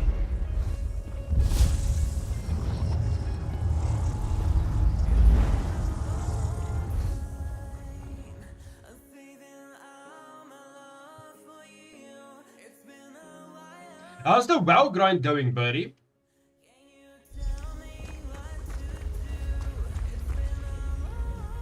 Sai-Sahan lives. You've outdone yourself, Vestige. The minds of some men can endure hardships far greater than anything that Daedra can concoct. The forces of loyalty, honor, and friendship are powerful indeed. We must recover the Amulet of Kings, but only when Sai-Sahan has had time to recover. He is a man of great strength, but he will still need to rest after such an ordeal. Sai locked the amulet away in the ruins of San Krator and entrusted the key to one of his close associates. But he can tell you himself. Speak with him. He's eager to meet his liberator. I'll contact you when we're ready to move forward.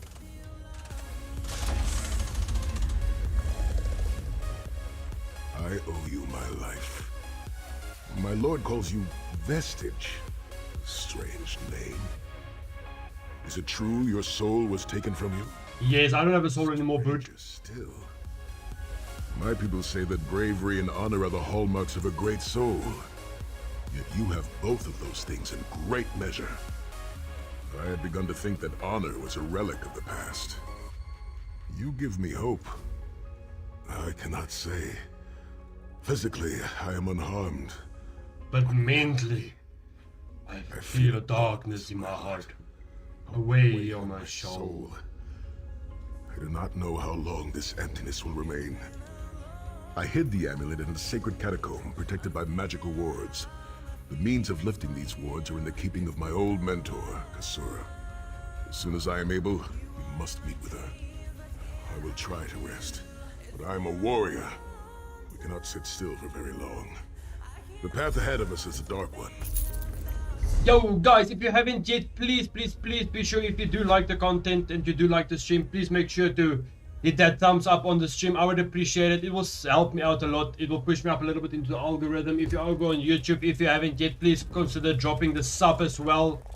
We are almost on 300 subscribers, which is absolutely fucking amazing. And if you guys are over on Kick, if you haven't yet, please be sure to hit that follow button. I would appreciate it. It will help me out tremendously. We are almost on 40 followers on Kick. We are super close to becoming that affiliate.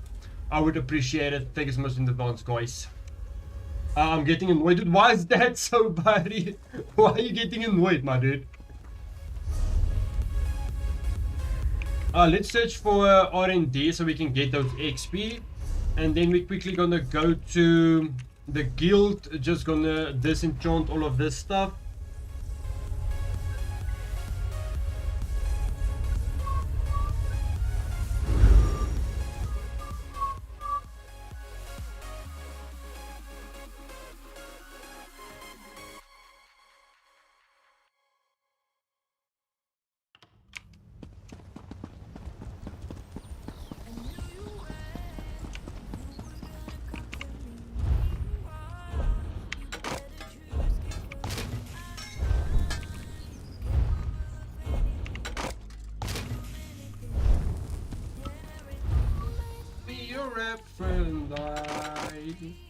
Make me your one and only. Because this guy keeps changing his name on Discord and keeps inviting me to new servers. Just block him, dude. Just block him. Easy claps. Easy claps, easy claps.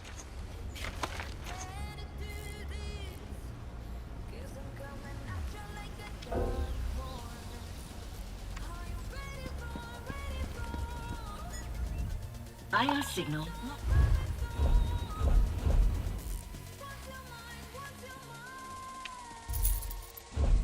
There's no going.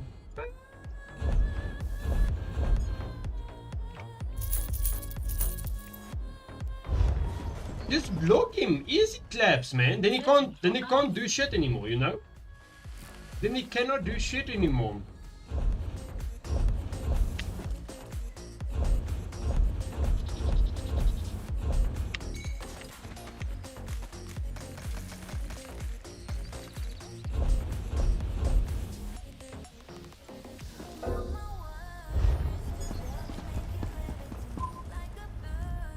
Do you wish to sell you?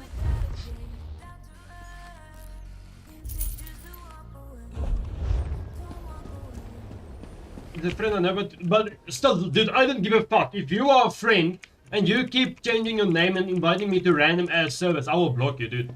Friend or no friend, dude. I ain't got time for that, boy. I ain't got time for that.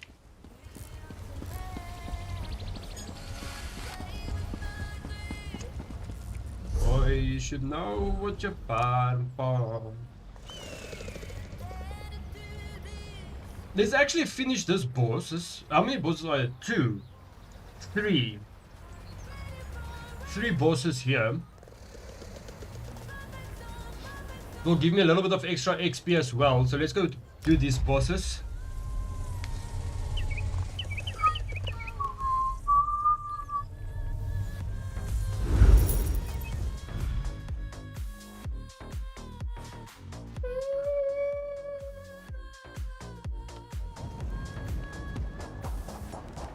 Okay, let's quickly see where this boss is. Okay, so the one boss is here.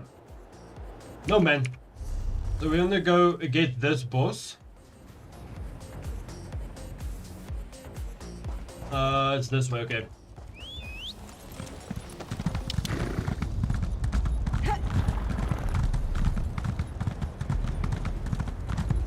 Let's go get him. Let's go get him. Ah, there you are. Come. We must talk.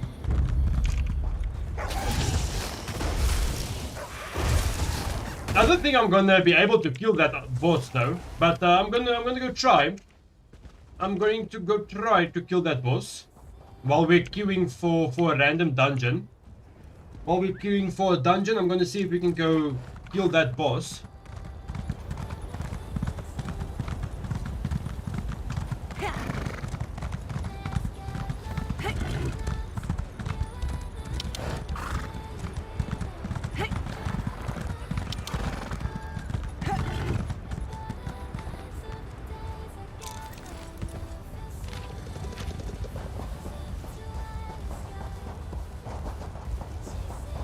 But is he already dead? No, he's not dead. He's not dead.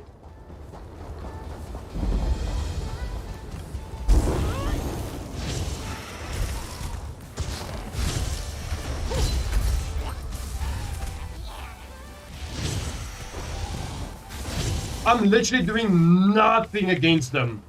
I'm honestly doing nothing against them, chat.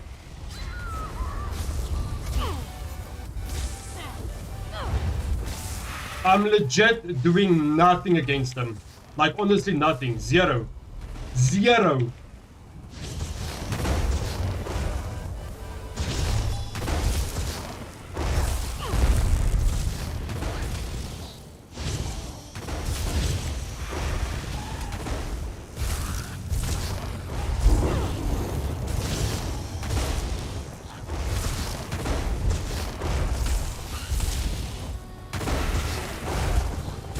Yeah, this was not such a great idea, eh?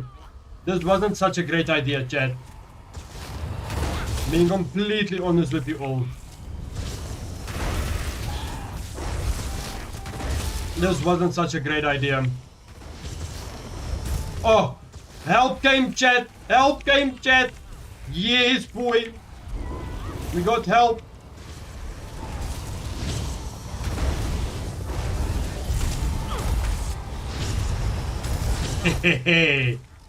We got help, chat. Let's go. Now we can just stand and spam.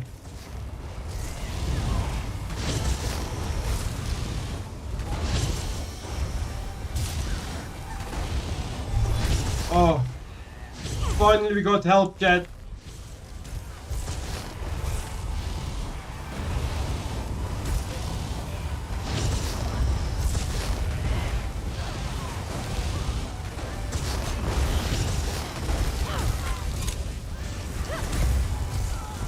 One guy left.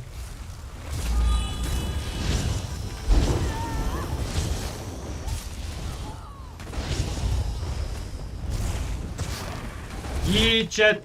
We finally got help. Let's go. Let's go.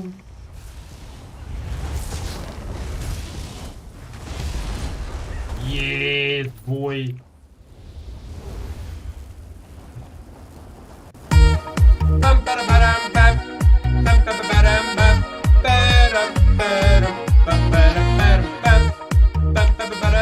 Yo, Kitty, thank you so much for the subby sub. How you doing? How you doing? Welcome in, welcome in. Damn, it's been a minute and a half, eh? How you doing, Kitty? Thank you so much for the sub. I really appreciate it. I really, really appreciate it. Welcome in.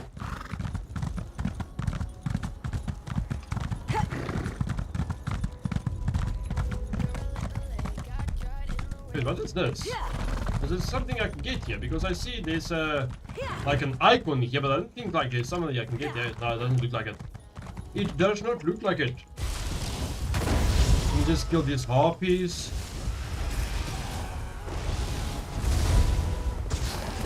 No, I'm searching long for a game though, not gonna lie.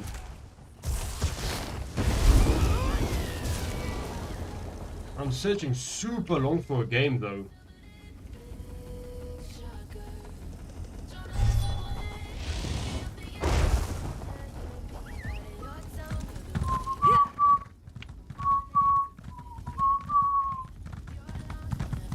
Where's the other boss? Okay, let me just quickly get this first.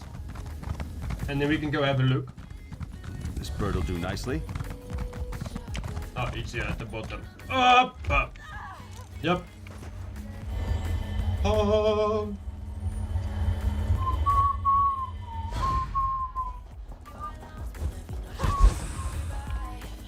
Wait, what was that?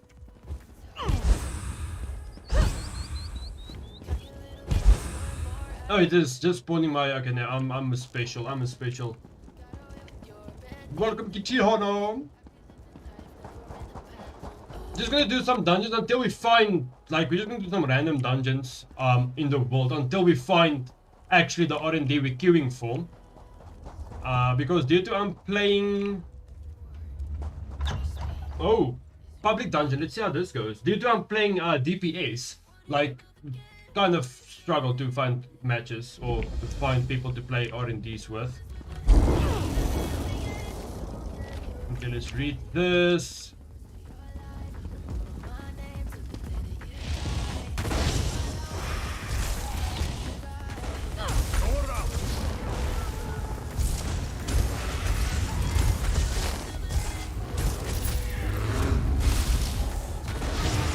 Oh, hey, you dead, boy.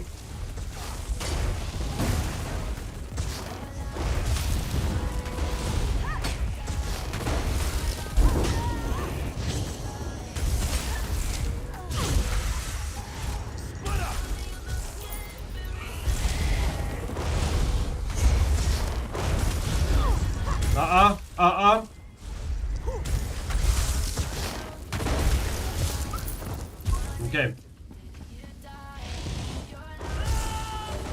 Oh, we got into an already. Oh, now I have to do that over again. But it is okay. It is okay. It is okay. Yo, guys, if you haven't yet, if you do like the content, if you're over on Kick or over on YouTube, please consider dropping that sub and that follow button. I would appreciate it. And if you are over on YouTube and you do like the content, please consider giving the stream a thumbs up. I would appreciate it. It will mean the world to me. It will push me up a little bit into the algorithm.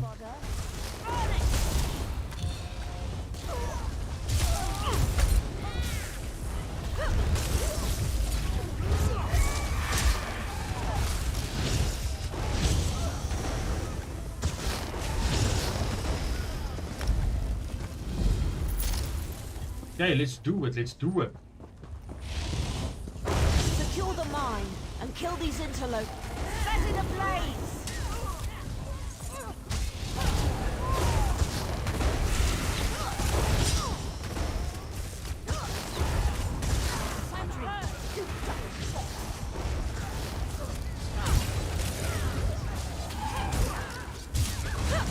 I need healing!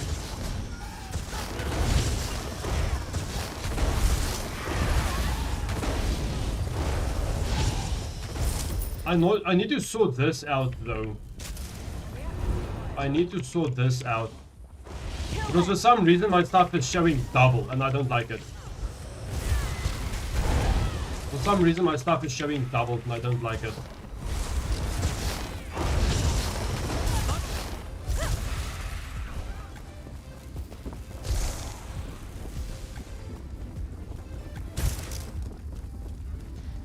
Hello? Why can't I enter combat?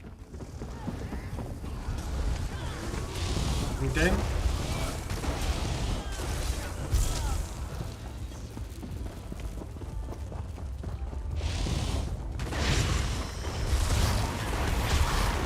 These stuff are luckily easy to kill. These stuff are luckily easy to kill. If we just have a tank that tanks all the damage, it's perfect. It is perfect.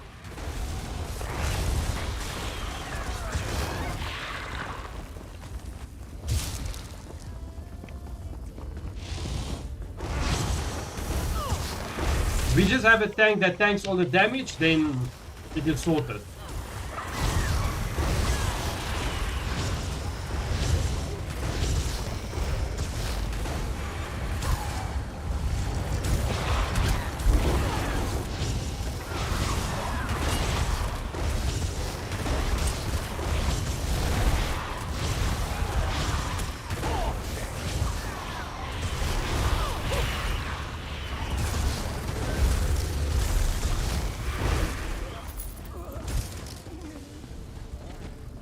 Come on, boys, come on. We have to go this way. Oh, no, I went the wrong way. Nice. Time to go. Nice. Maybe those eggs down there are in better shape. Do me a favor and take care of the undesirables down there.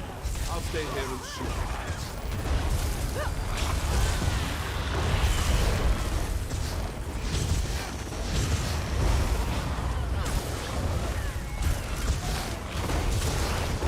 Easy claps that.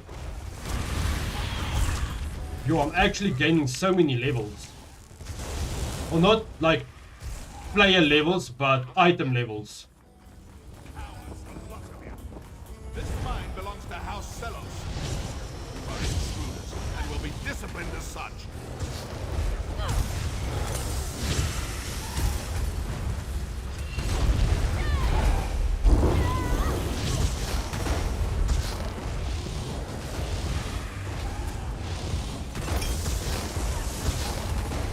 Getting it from Mood, baby.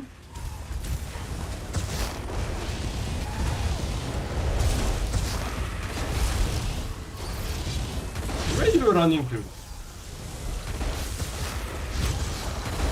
No. Dude, I got full PvP set, so the new of the. Oh damn! Let's go, dude. Let's go. That's a huge W. That is a huge W, buddy. That is a huge W, dude.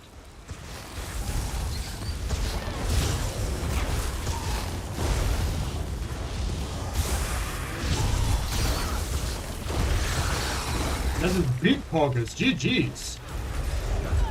GG's on that, dude. We'll have this place cleaned out in no time. Oh, this is good stuff. Old Celos must have been raking in a fortune. I just want to see, where do I change that though? So you Add-ons. gold in here, fool. To the Sarge! Drop those weapons, murderer! Let's just quickly see here. I suspected you were smarter than your father. You'll pay for this, Sardri! See, that is the one I want to remove. You'll have to catch me first. Vivek, no! See, that is the one I want to remove. This.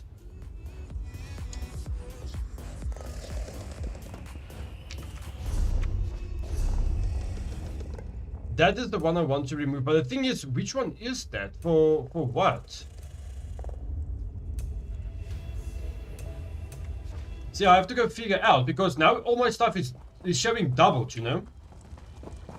All of my stuff is showing doubled.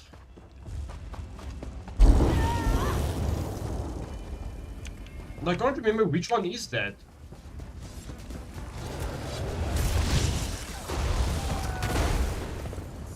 I can't remember which one is that. So now I'm gonna pump in the arenas. Yeah, dude, you're gonna bend them over, dude. You are going to bend them over.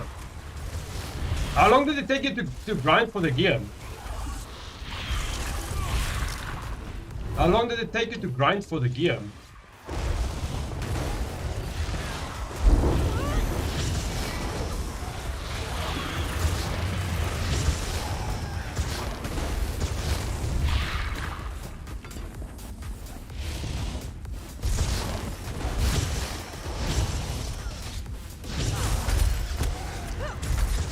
Leave me alone. Thank you.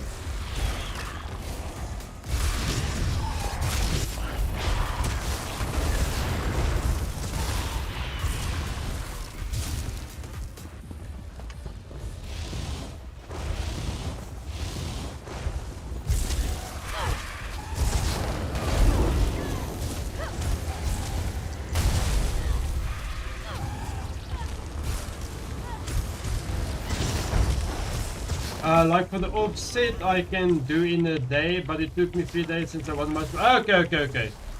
That's still not bad, though. That is still not bad.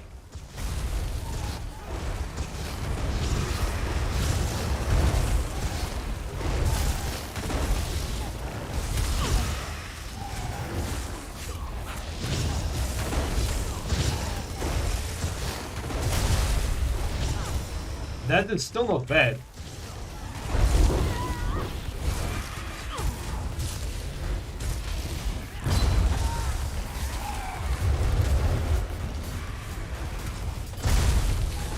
Can this tank just do its job and actually tank?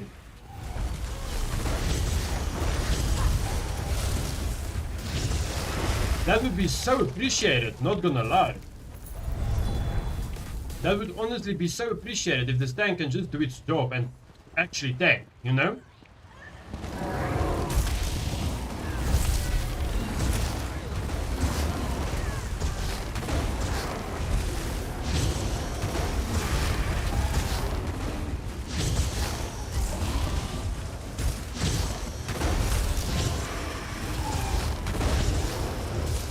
Be right back, no worries, buddy.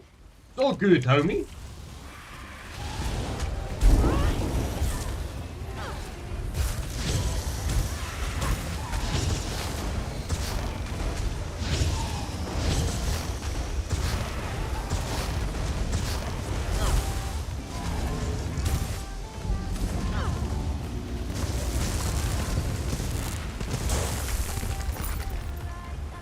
Looks like I'm getting some decent stuff, you're not gonna lie. Looks like I'm getting some decent, a fairly decent amount of stuff.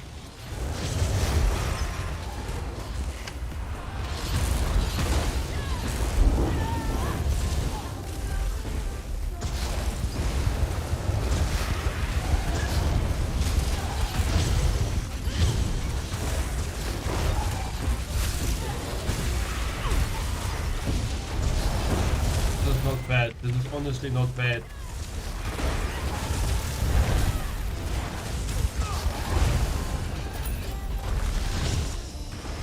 Yo guys, please just let me know if the game sound is a little bit too loud, if I must turn it down. I would appreciate it. I would truly appreciate it.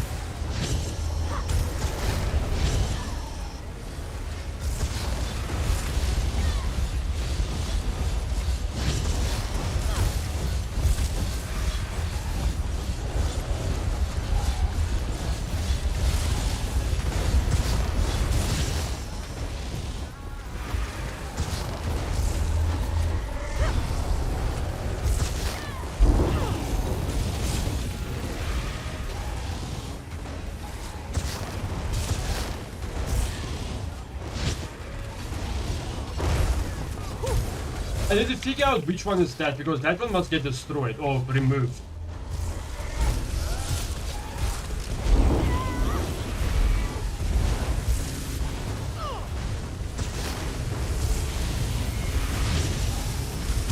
That must get removed.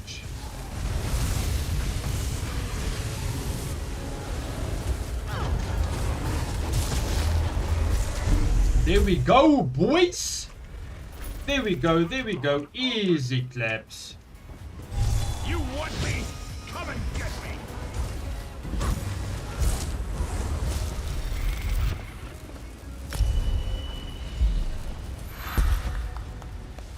I just want to get my HP up to 15, and then all of the rest of the points is going to get thrown into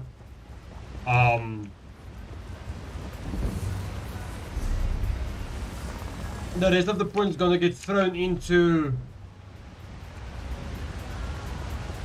what you call it. Wait, is everybody gone now? Yeah, we're done with this. Okay, so I can leave. And the rest of the points is gonna get thrown into Magicom.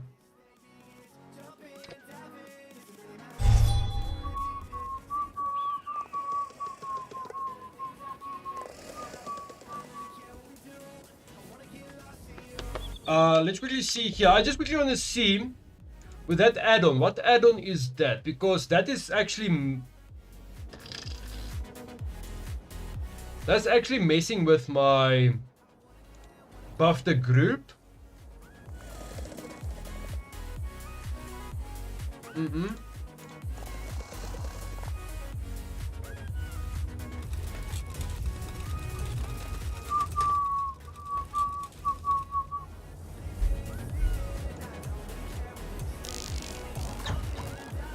Let's quickly see here.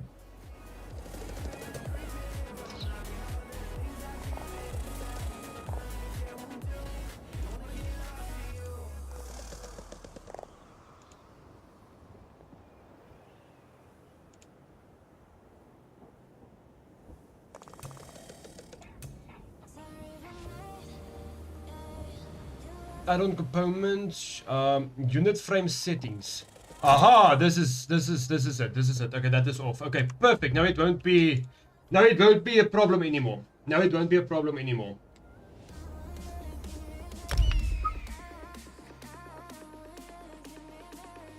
That won't be a problem anymore.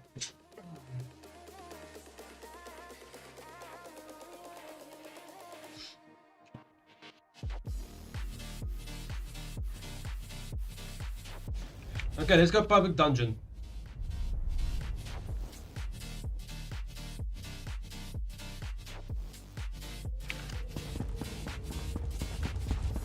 Okay.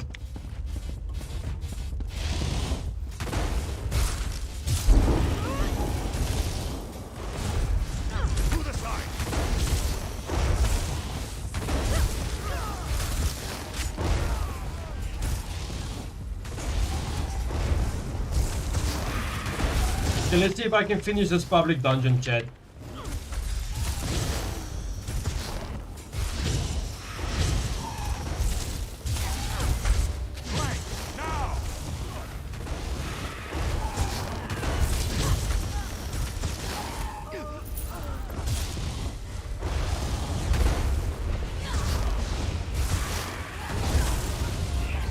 Likely there's other players in here as well, which makes this a little bit easier. Because if I must have done this on my own, yeah, that would have not been good, eh?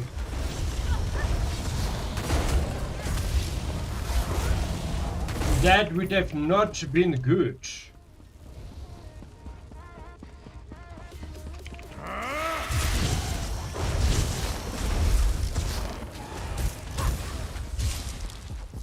If I tried to defeat this on my own, that would have not been good.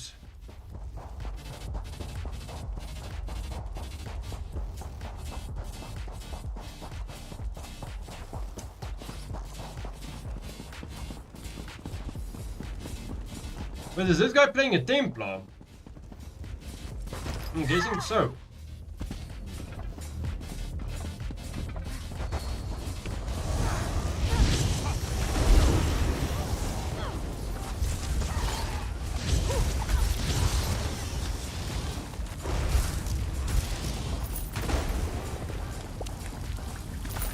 Okay.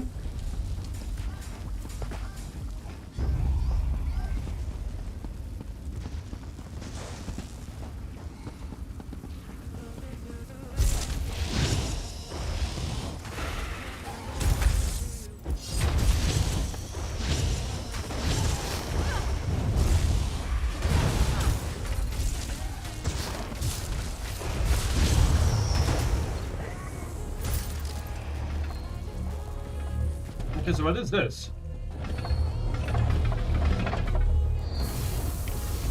Oh! Okay. This is something new.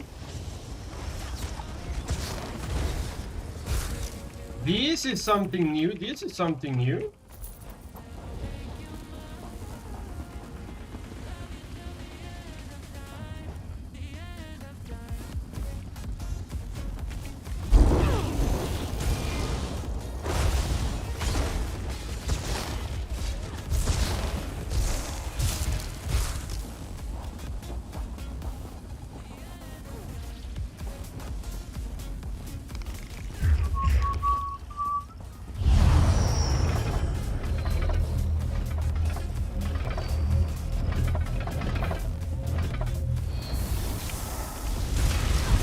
Oh, damn.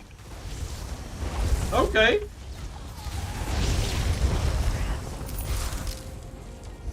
I actually like this. I actually like this.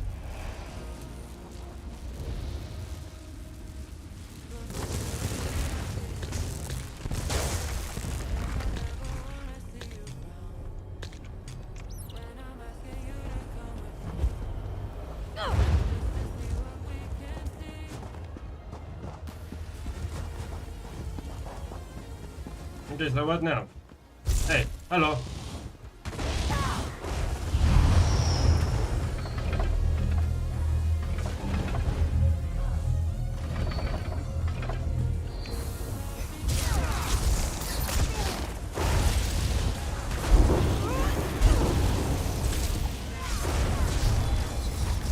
Yo, this is just XP for days. I love this. How long is this event going on though? Well, how long is this event going to go on though? That is the other question. Let me just kill these guys as well.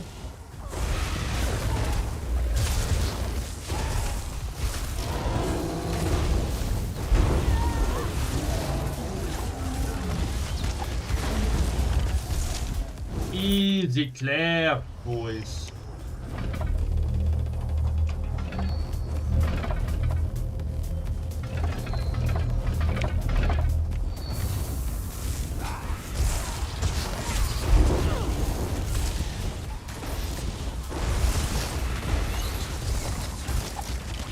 Hey, what is this? Like that, I think that is something we can break at the later stadium, to be completely honest.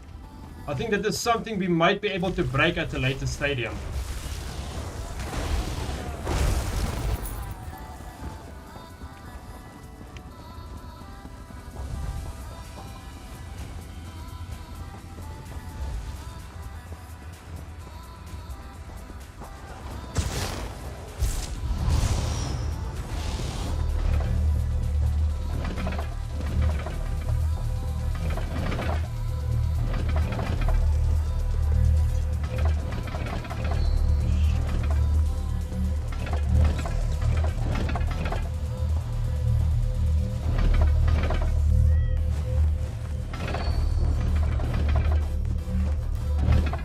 Here we go.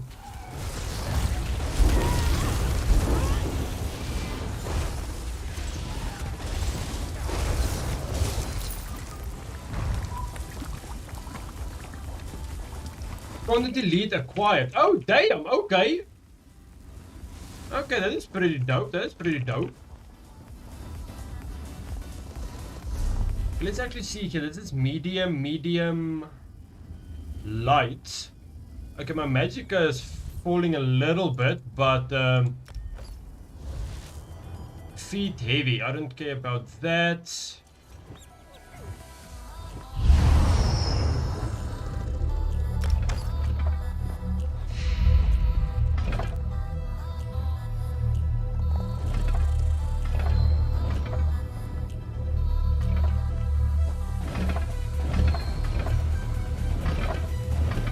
Here we go.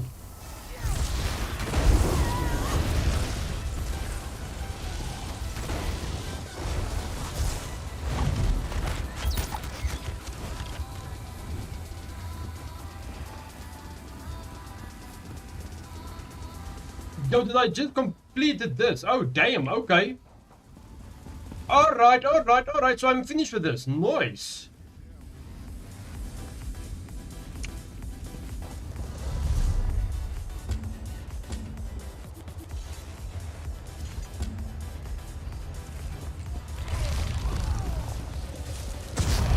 Quickly get this up and running.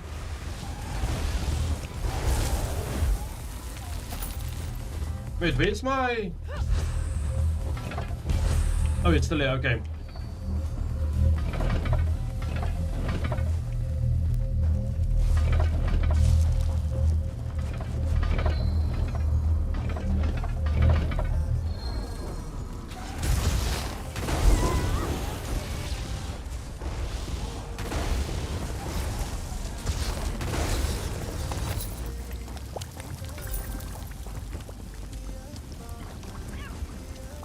Yo guys, if you enjoyed the stream, if you're over on Kick, please be sure to hit that follow button. If you're over on YouTube, please be sure or consider dropping the stream a like as well as giving a sub. We're almost on 300 subscribers on YouTube and almost on 40 followers on Kick. I appreciate it. I appreciate the love and support, guys.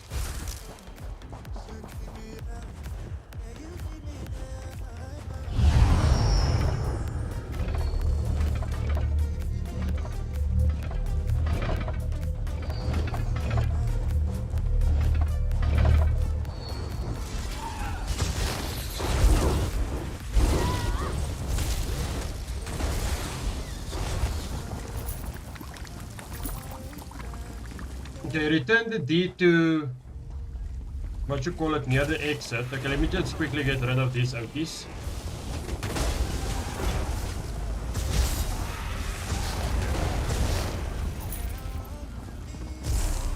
I must get back here.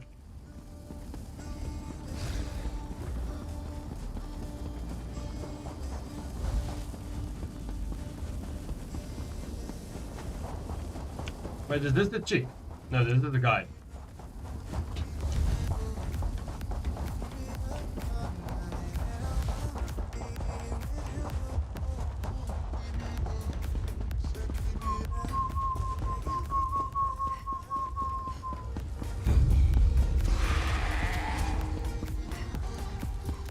Tech, leave me alone.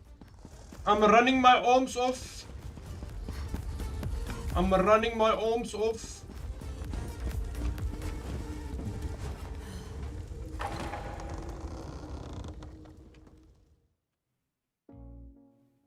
Bum, bum.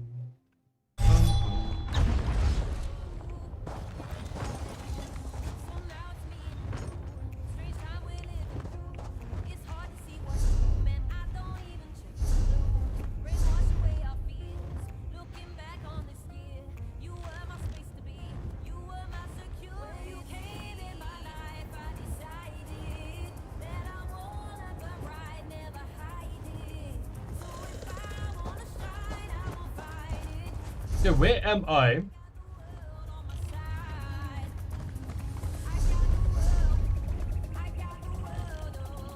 Can I TP here? No. Let's actually ask. Hello, can someone please TP me to Silent Mire Shrine in Deshawn? Let's quickly see if someone will be able to TP me.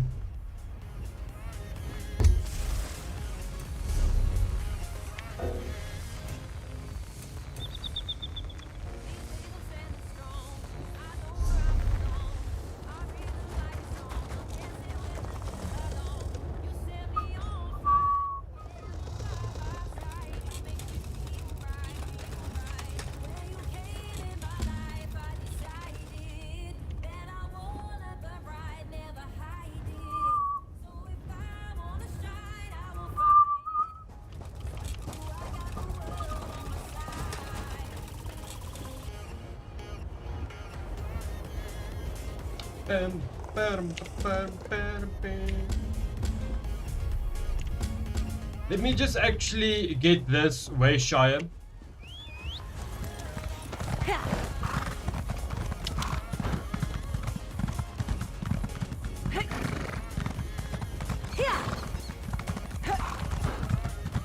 Let me just get this way. Oh, that was almost such a bad idea.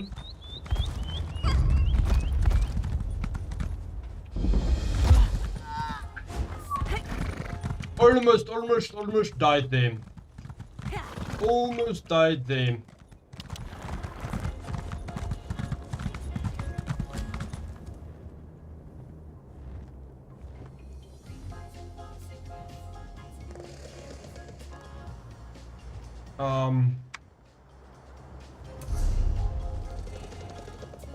Let's just quickly see. Roster, what is his name? M. Okay, he's still switching over, I think. Because he still shows in Somerset. He still shows in Somerset.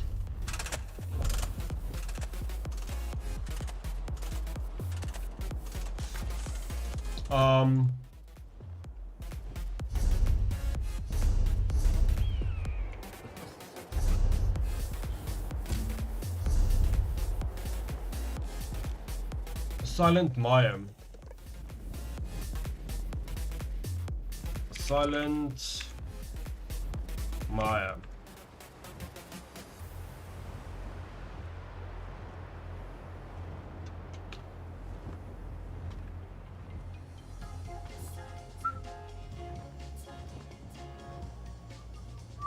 Okay, I'm back. Welcome back, Valas. Welcome back, buddy. Welcome back. Welcome back.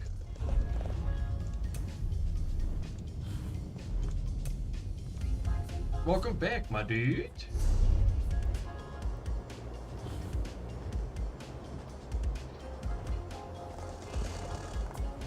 Okay, let's quickly see if this guy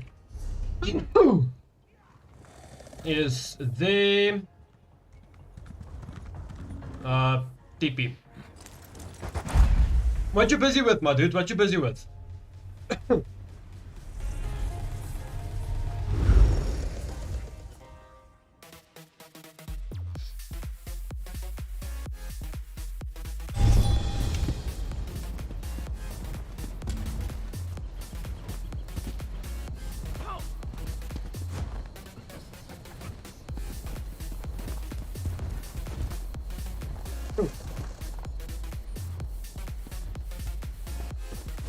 Okay, I need to go here, this way. I had to do some stuff. No worries.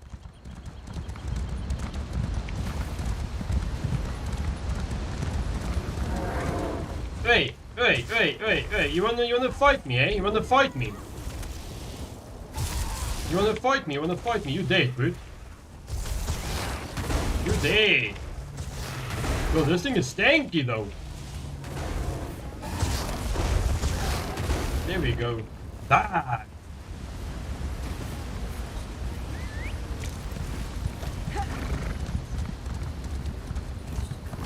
Okay, let's quickly go here.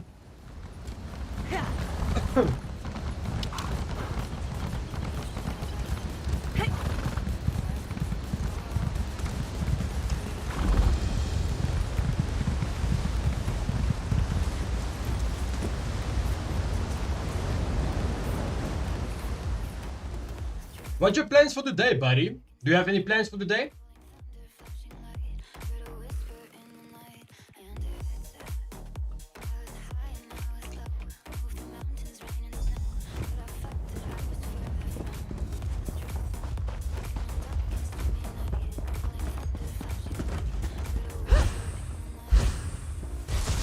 We'll never leave here alive. Light it up!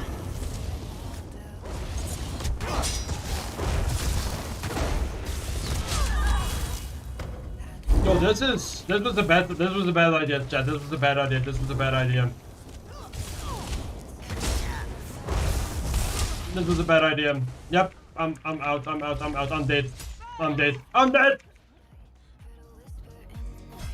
Gonna finish some editing. Oh, nah. So what editing you gonna do, dude?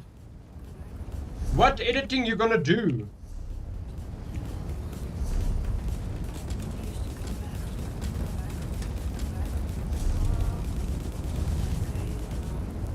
I'm just gonna abandon. I'm not in. I'm not a level yet to do this. I am not at a level yet to do that. So, but first we're quickly gonna go to the guild. We're gonna go to the guild house. We're just gonna disenchant some of these items. We go to the guild home. Where's the TP? Here it is. We go to the guild home.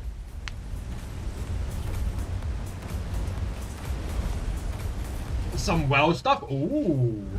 Ooh. Sounds good. Sounds good.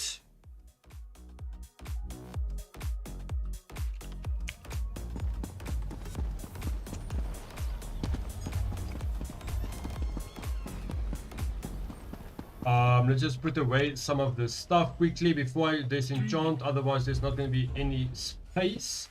It will be under materials. Let me put this away. Consumables. Okay, that is all good.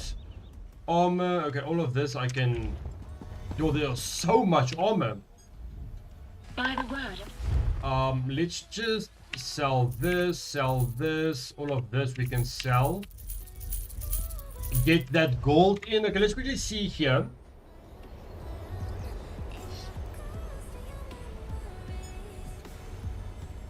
Okay, that is not what is this? This is heavy. Lights, medium lights. Oh, yes. This is also medium. This is light. This is light. Restoration staff, Inferno staffs. Nope. This is heavy. I don't care about that. Legs, heavy. This is also, all of this is heavy.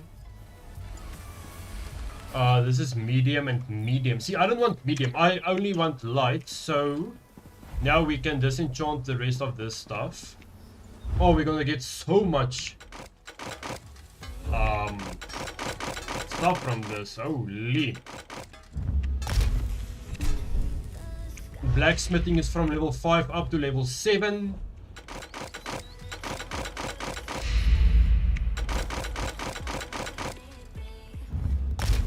Disenchant you.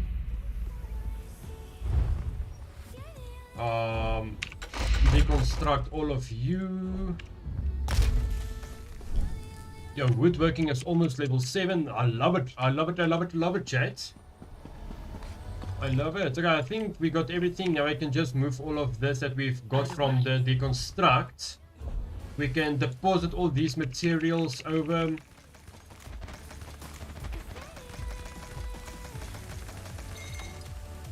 Consumables we can keep. Yeah, see, the stamina we can actually deposit.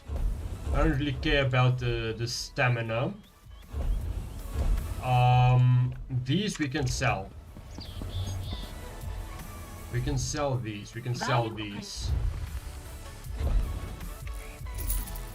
Sell you. The fish bait we can sell.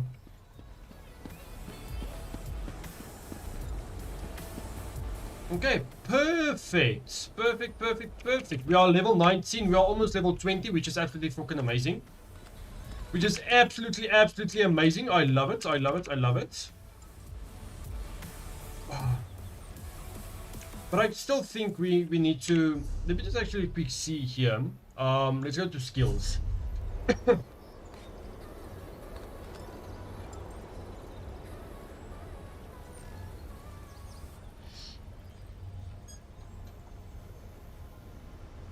Okay, we're gonna do this. We're gonna swap you over. We're gonna remove you. We're gonna swap you over to you as well. And then we're gonna put you here. We put you there. We put you there.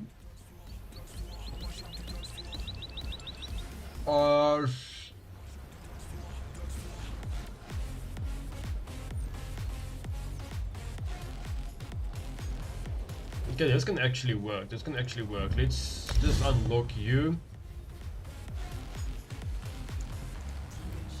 Weapon, destruction staff. Let's quickly see here.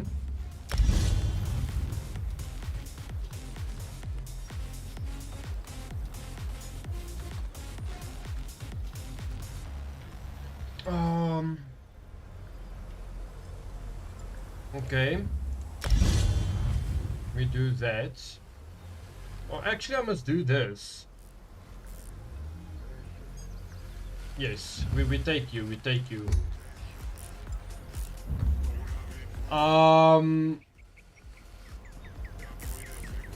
Crushing shock, force pulse. Crushing shock. Enemies hit while casting are interrupted, set off balance and stunned for 3 seconds. Up to 21 will take from if they are already affected. And we're gonna take this one. We take this one, then we should be all set for that. And then with restoration staff, we are going to need this one, the steadfast ward. So we need to get our restoration staff to level 20. Holy, that is a lot. That is a lot, chat. That is a lot. That is a lot. Let me just get this. Then we go here. Yo, can I actually put up this entire set?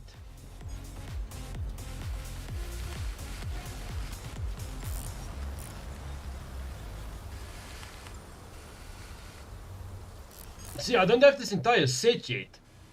But if I can, that's 377 weapon and spell damage. Oh, that is not bad. That is actually not bad. And it is all light, hey? Yeah. This is all light.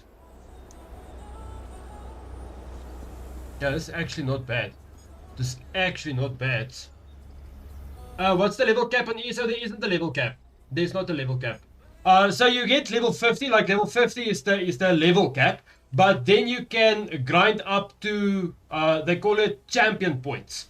And on champion points, I don't think there is a cap on champion points, because if I show you here, if I go to my guild, like there are people like this one guy's champion. Oh, you can't see it. My face is in the way. Wait, let me just quickly do this. So you will see here, this one guy, his champion level is level 2005. So his character is level 50. But yeah, like Paragons and Diablo, yes. Yes. Yeah, so his champion points level is 2005. But your character level is level 50.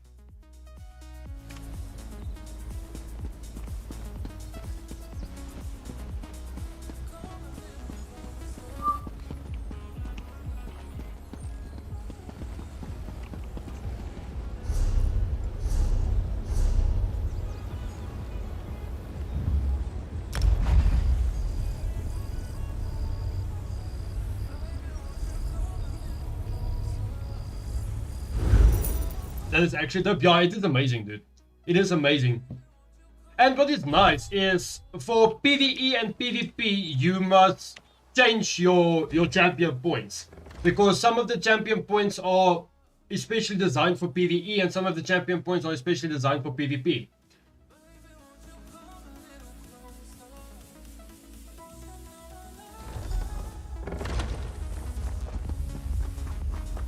Or not designed, but works better, you know.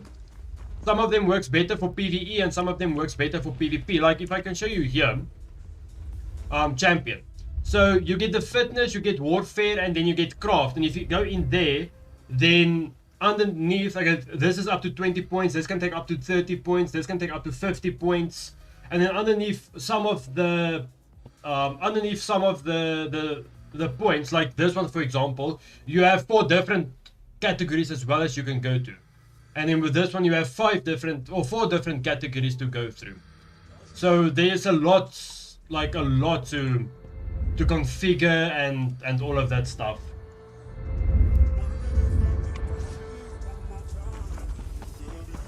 Okay, but chat, before we continue with this, I'm just quickly gonna go make myself something to eat because I'm fucking starving. And I'm quickly gonna go take a smoke. So I'll be back in say like 5 to 10 minutes, okay?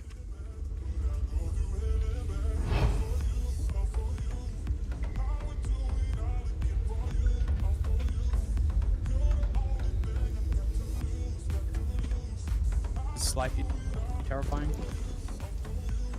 But like I don't know that because no one ever showed interest in me. Shee, I'm all alone. There's no one here besides me. Shut your... Oh, yeah. Okay. Oh, sorry, what was that? The dog got hit by a car? Sorry, child. This is what happens. I give you a vacation trip and come spend time with you, bro. It's like, I swear, bro. If people heard the shit you say to me. Have to bring you back there.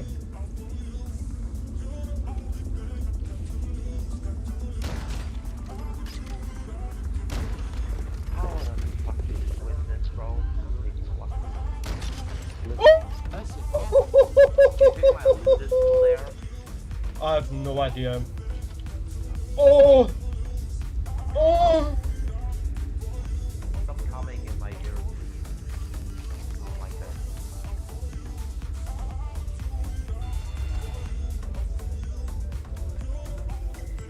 Guys wanna do Taylor? Yes, we can. Ah, wait. Let's do Jailer. Okay. Then I want to adjust them. Both of you up, okay? Yeah. You can do this. I will shut them. I just want a 3 plate though. Just tag me once for Jailer to come. Oh, never mind.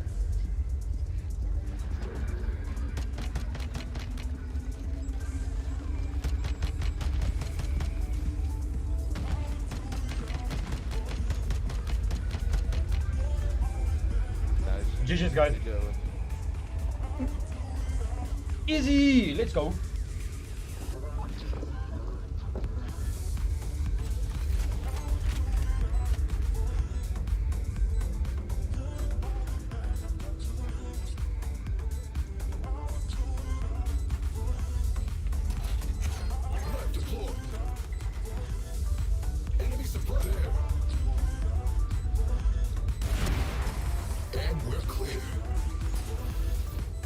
Let's go. Easy.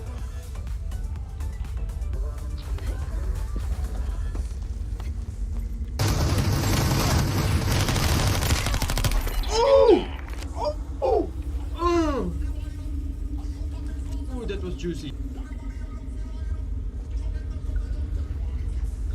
Just look at him following me. Look at him following me, chat. Oh, this is cock cute. Look at it. Dude, this thing can run. This thing can run, chat.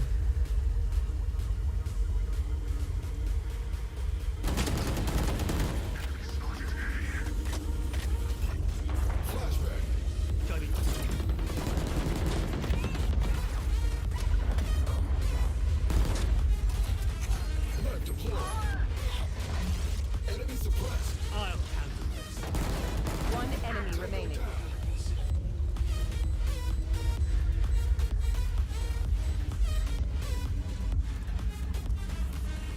$222 damage. Let's go. Shit! That is where you said I pushed too far. I'm calling that now. Oh no, it was not that one. No. It was on this one. Let's see here. Oh, there are damage too. I think. Okay, no, I didn't. Bad. Oh, juicy. Mwah.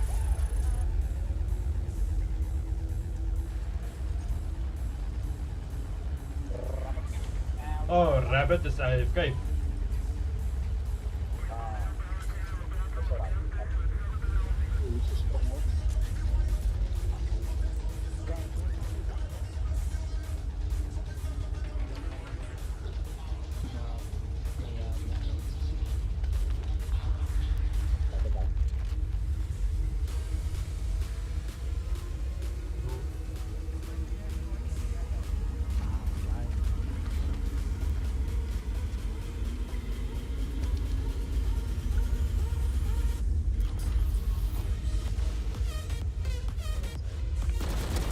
One enemy remaining. Here.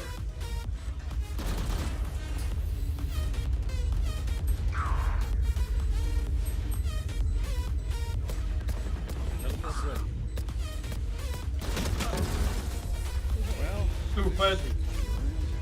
Stupid. Well played.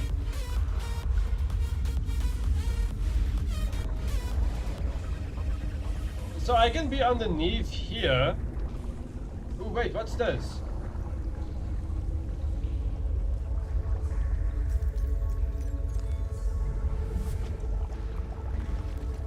Ugh.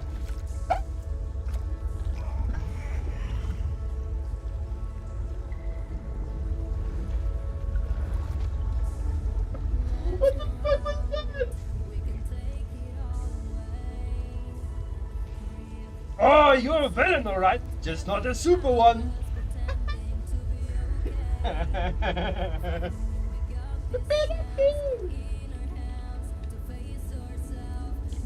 It's clap it, not only clap. You must read my bio. It's in the stream. It's in the stream.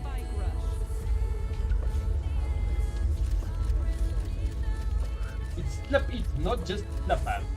You say it's a little late for apology.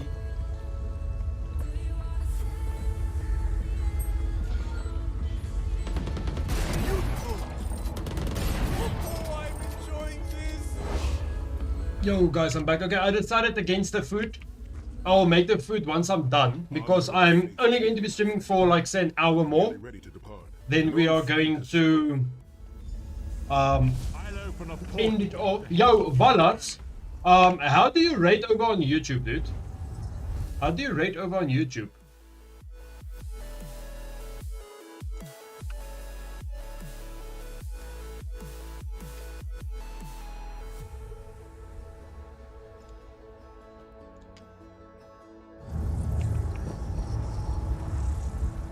Do you smell the scent of burning embers in you? It is tradition for Red Guard men to shave their heads, following a time of great trials. I shaved mine long ago, when I failed in the task to restore the lost tradition of the Sword Singers. Also, long hair gets in the way during battle. There is an old Red Guard proverb. A man is only as great as the beard that wears him. A full and healthy beard carries with it a sense of great honor and wisdom. Also crumbs. Oh, a few have tried, but a fool and his fingers are quickly parted. The Abbey is just down the path. And we're fortunate that my Lord Varen opened the portal for us. This landslide appears to have blocked the valley's only approach. I cannot say. I've never known these mountains to experience earthquakes. Strange. Okay, let's go. It is strange to return to these mountains.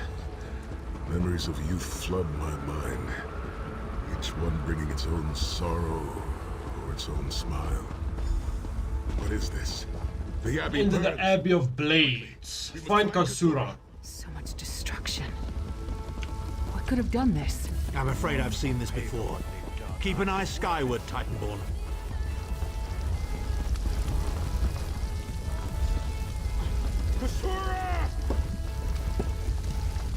I love it how she's here, but then she runs just around, and then when she gets here, she's like,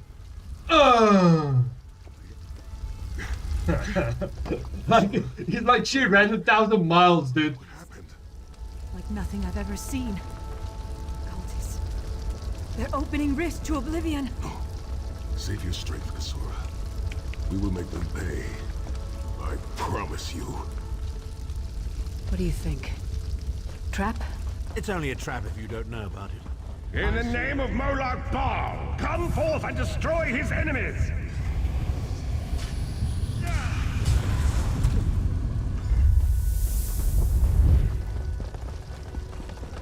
Quickly destroying the sigils.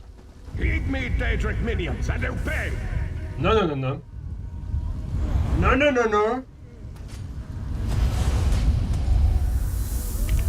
Okay, one left.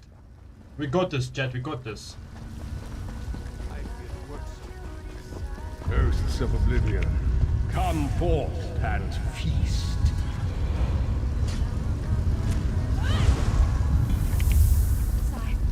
Titan returns. Okay, now the big boy is gonna come if I'm not mistaken. Sai Sahan and company at last. My pet is Yep, here he comes. Here he comes, chat.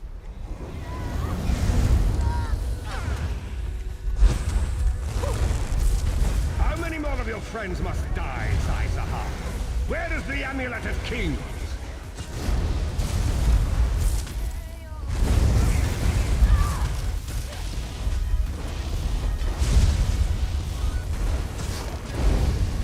Ouch, ouch, ouch. You're making fucking Aina, boot. You're making Aina, but you dead, boy. Yeah, yeah. Bow down before the queen, my breed. Bow down. Okay. Well fought. Sai Sahan travels with worthy companions. My injuries are not serious. What are a few more scars to an old warrior? Scars have the virtue of reminding us that our past is real. I did not find the Ring of Stendarr's mercy, but now that the King of Worms knows you are here, it is only a matter of time before he launches another attack. Indeed, atop the eastern stair is the secret entrance to the ancestral crypt. The ring is within. Okay, let's go. Follow me. Let's go, let's go. Why would a crypt need a secret entrance? It's a wonder there's an unplundered crypt in all of Skyrim. You Nords could learn a thing or two from the builders of Hammerfell. Perhaps Hammerfell could also teach Nibene the virtue of good manners.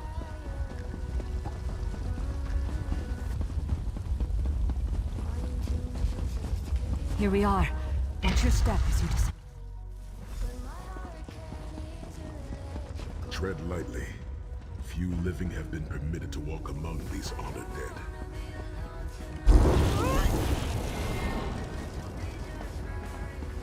Come on, who we kill? Who we kill? Come on, where you guys at? Where you guys at? Wait, this is too easy. Nah, this can't be it.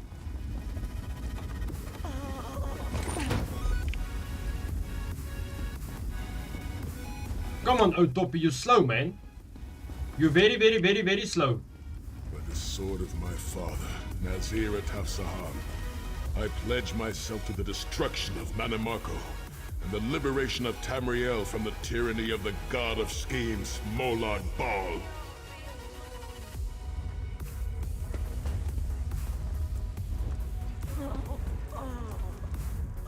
The ring is yours. Guard it well. I must return to my students to begin the long task of rebuilding. Thank you, but I cannot leave the Valley of Blades. I must bury the dead and tend to the wounded. I knew you would lead me to the ring eventually. Give it to me. Nah. Presence defiles this place, Mannimarco. Give me the ring, and I might spare your pathetic lives. Nope. Struck down your Titan and we'll strike you down soon enough.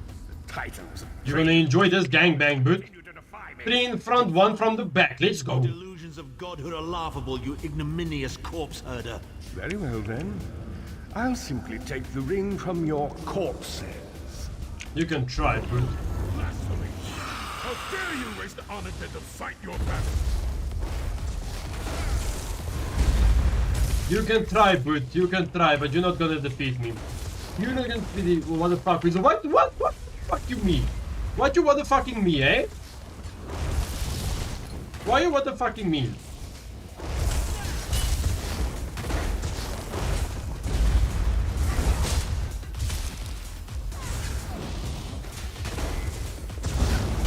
Oh, I know.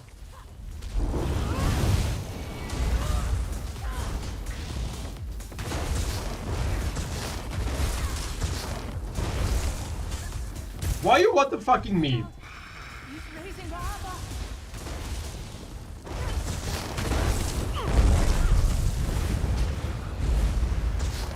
Yeah, you're getting it from wood, dude. You're getting it from wood. Talking about game. Well, I mean, it is 3 in the front and 1 in the back, so technically, you know, I ain't wrong. The next time you hide something from the most powerful necromancer in all of Tamriel, you might reconsider hiding it in a bloody tomb.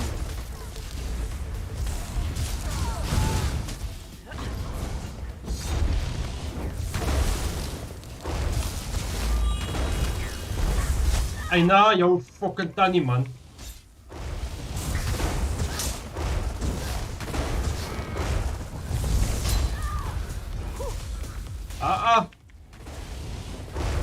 Who gives you the right to fucking eat me like this, my bro? There we go. No, you leave me alone. You leave me alone. Ouch.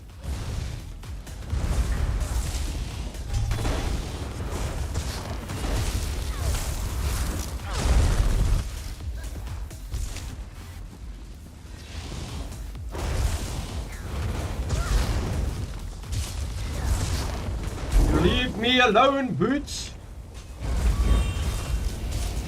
No. You leave me alone. You leave me alone.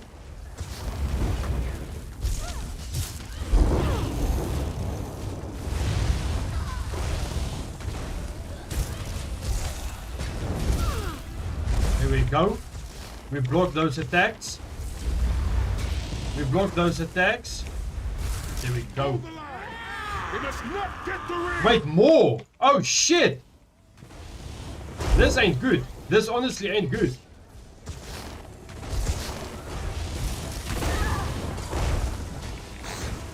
Yo, chat, this is not good.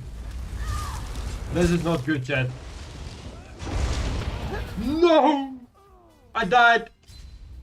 I died. Now I have to do this over again. Yo, why are they so tanky though?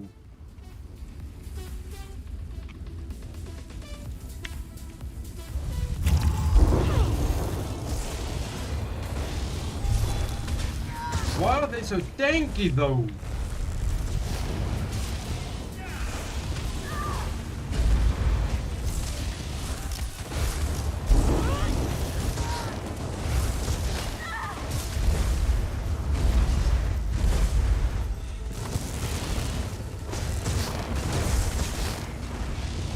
They did something to 24, that is not bad. That is not bad.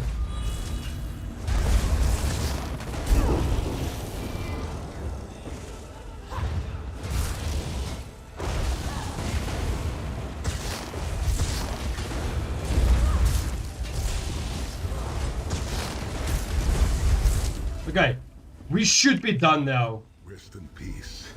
Honored. Yes, we are done. Okay, perfect. Souls of my ancestors. I will avenge. Now I must speak to this guy. He's gonna walk and then I'll speak to him. The ring is ours for the time being. Guard it well. You must return to the Harbridge and give it to Lord Varen. It will remain safe in his keeping until it is time to travel to Sancretor. Lyris, Abner, and I will remain here to help Kasura bury the dead and tend to the injured. Lord Varen has been observing our progress. He will open a portal for you to return. There it is, at the top of the stairs. Go, quickly. The damage is great, but if you had not arrived when you did, there would be nothing left to rebuild.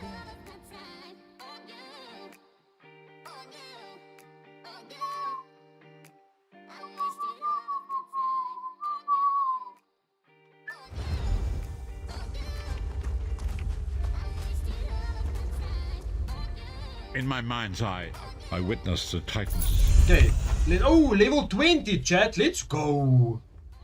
Let's go, let's go.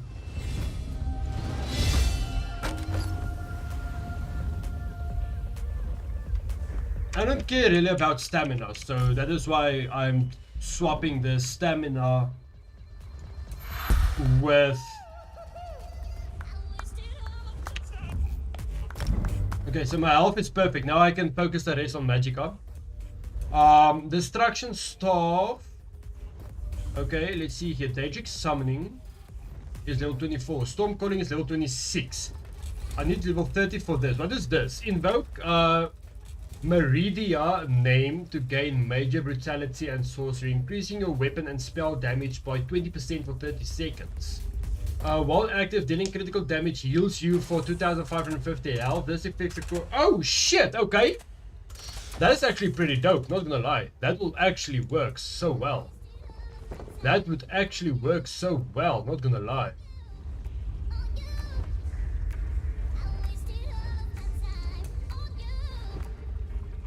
What is the bolt escape? Thrusting yourself in the pure energy effect. Yeah, that will actually work. As soon as I reach this level, rank level 42, then I'm gonna swap this with the crushing shock. Let's quickly see here. Restoration Staff. Okay, I can actually get Yo. I can get you. I can put you in here.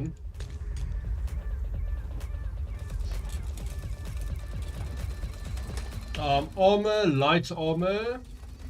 What is this? Convert a portion of your Magicka into a protective ward, gaining and damage shield that absorb. Set out for 6 seconds. Damage shields. Oh shit! Okay, that's actually pretty dope. This is actually pretty dope.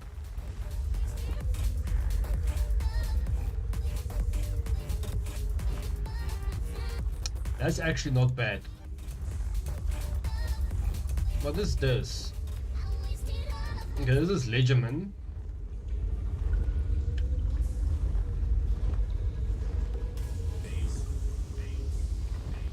Your soul explodes, dealing. Oh shit, okay, this is pretty dope.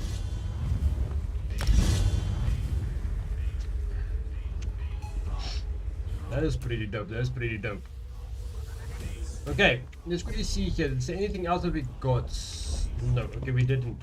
Let's actually see how we do in a PvP, chat. It is gonna be a low level PvP, but it's gonna be a PvP nonetheless, you know? It's gonna be a PvP nonetheless. So let's see how we do. Gonna be a PvP nonetheless. So let's see. Hopefully we can find anything, you know? Hopefully we can find a PvP.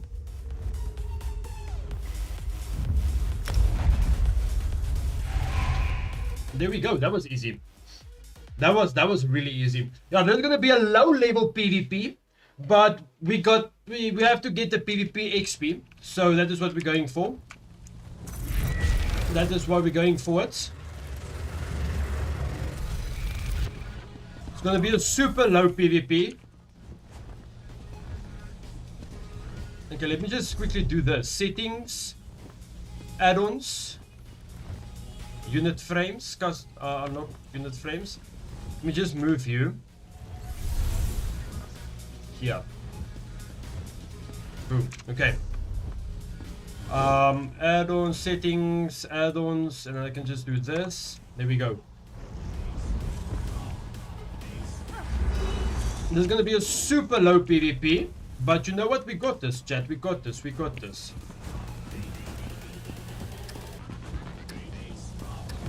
Okay, we're only 3. We are only 3. Okay, but let's go. They can stand against us.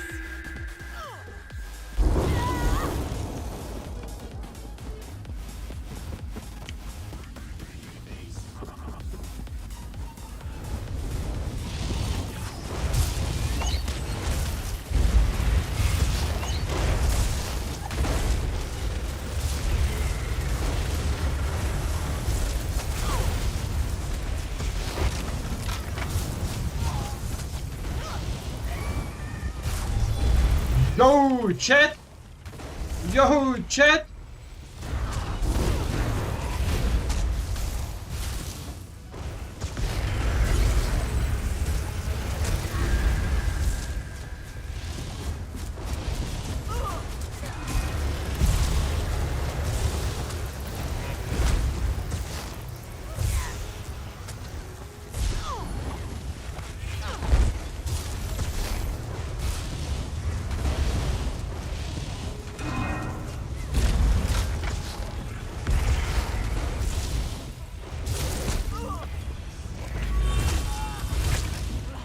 Up, up.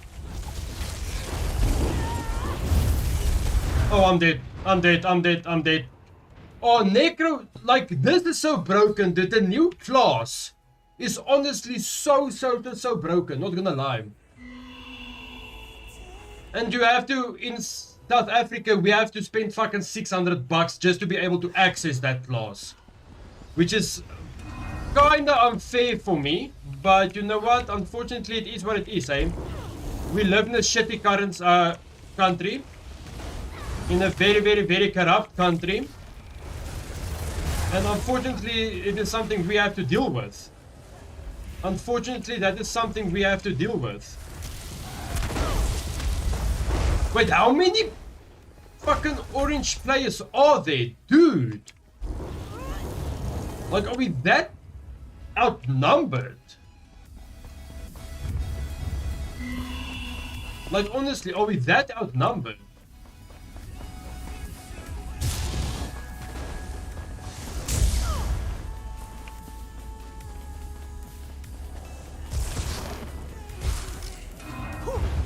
Like, are we that outnumbered? Like, hello? How is it possible? How is it possible?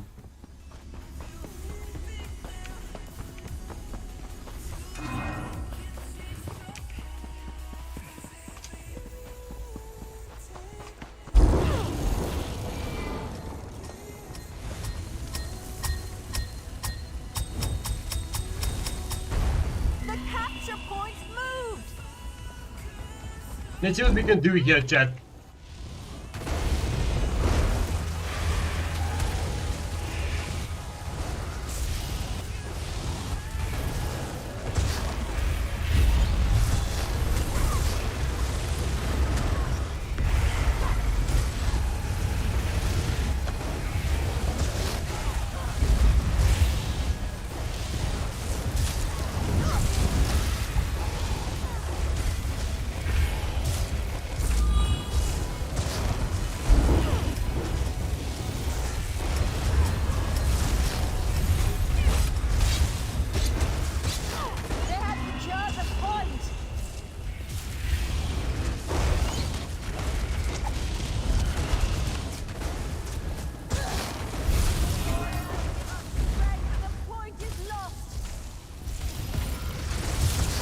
Like, this new class is honestly so broken.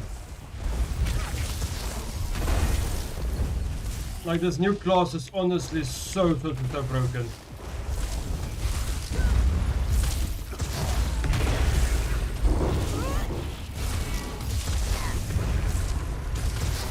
Like, look at this. Like, he can't die. Like, he cannot die. What bullshit is this?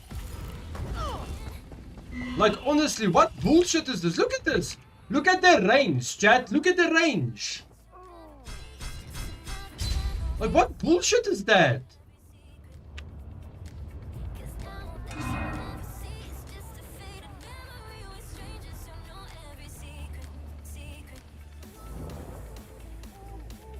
Like, that is so bullshit, chat.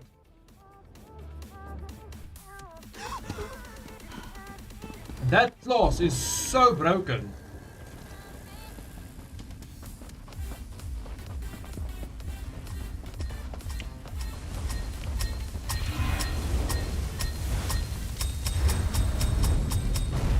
The capture point's moved!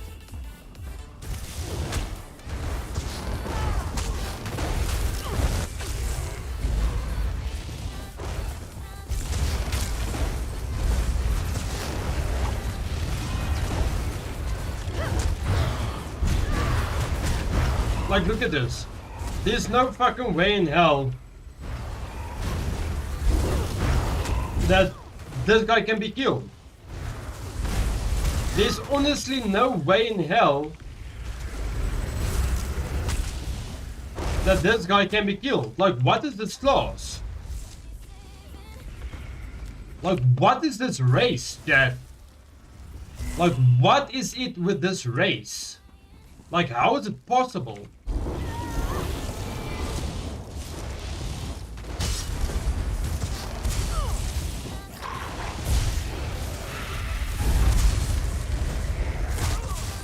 And all of them are playing either Necromancer or they're playing Sorcerer.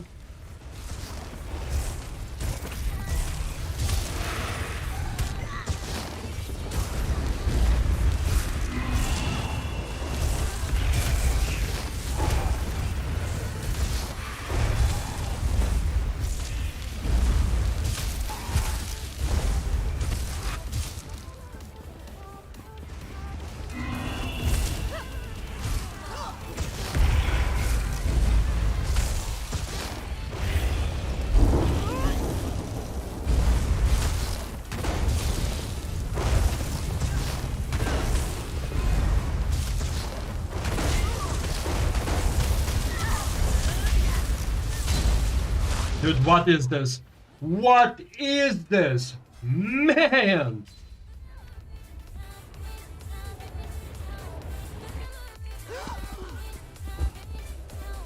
They have secured the point!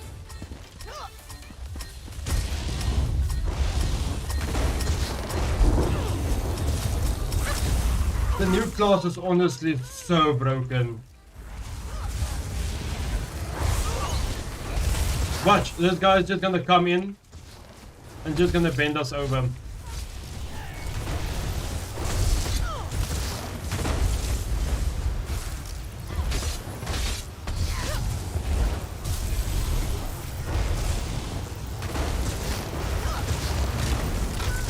Fucking sit down! Sit down, kid! Give us strength, the point is lost! I'm the only one in my entire team that actually has skills. Imagine. I'm the only one in my entire team that actually has skills, chat. Imagine that. Imagine that.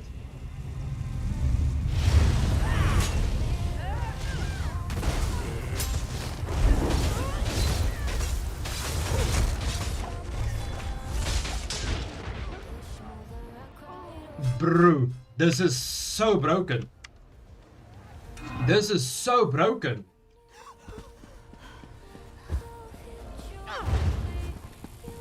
I'm the only one in my entire team that actually do something. That is actually doing something.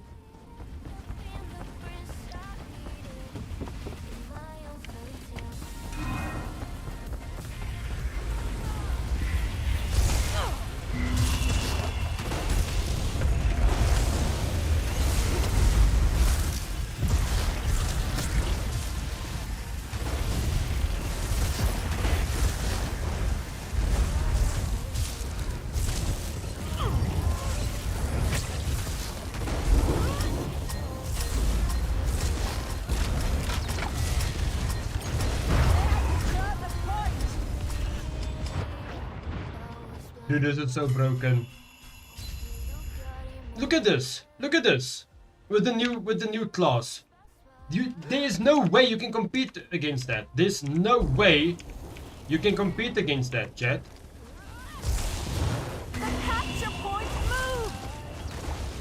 There's honestly no way you can compete against that.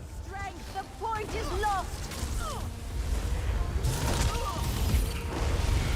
There's honestly no way you can compete against that.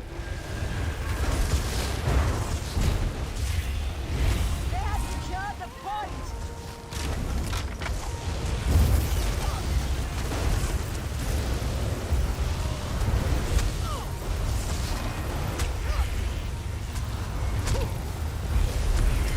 Oriel, give us strength. The point is lost. There's honestly no way you can compete against this.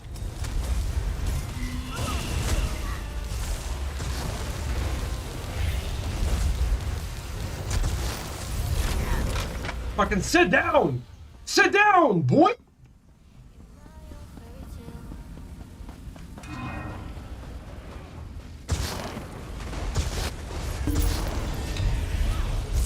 I mean, look at the scores, chat. Look at the scores, chat. Like, how is that possible? How is that possible? How is that possible, chat? I can't. I cannot. I cannot. Imagine. Imagine. But let's see what I got. Let's see what I got.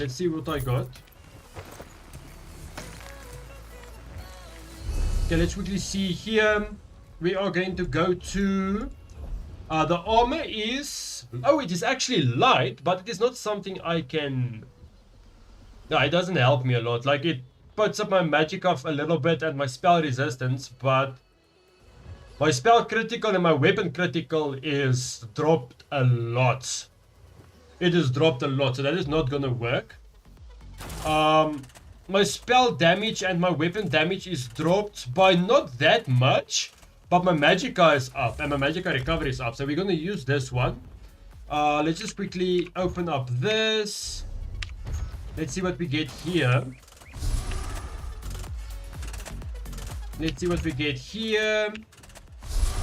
Okay, rewards for the worthy. I got a ring. Okay, let's quickly see.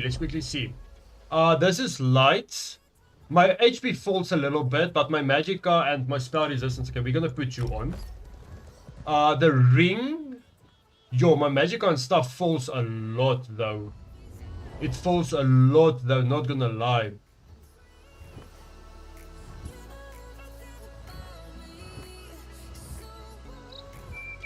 Okay, but we're gonna change you with the level 17 one.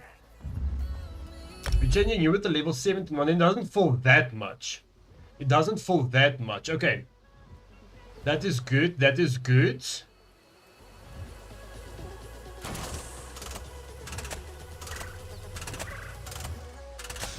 And then we put you on you.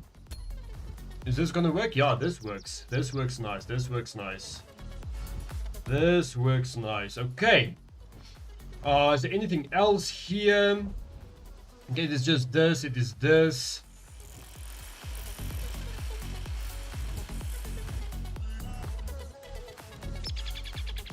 Okay, that is perfect. Minerals, it is okay.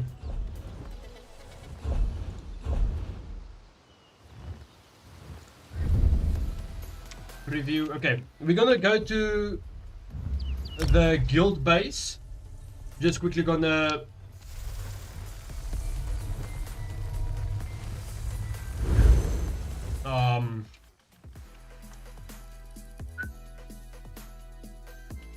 gonna get the proper gear.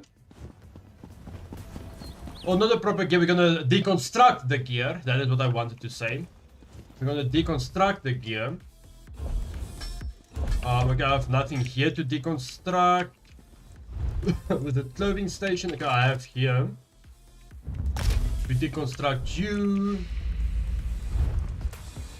Deconstruct. Okay, I also have nothing. Wait. Also have nothing to deconstruct here. Yes, perfect. Enchanting table, extraction. Okay, I have nothing. An alchemy station. Nothing. Okay, perfect.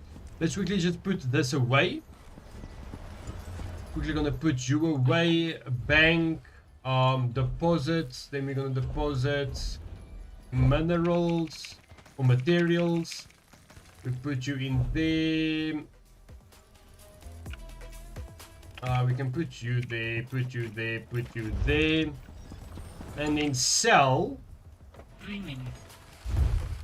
We're gonna sell all of you.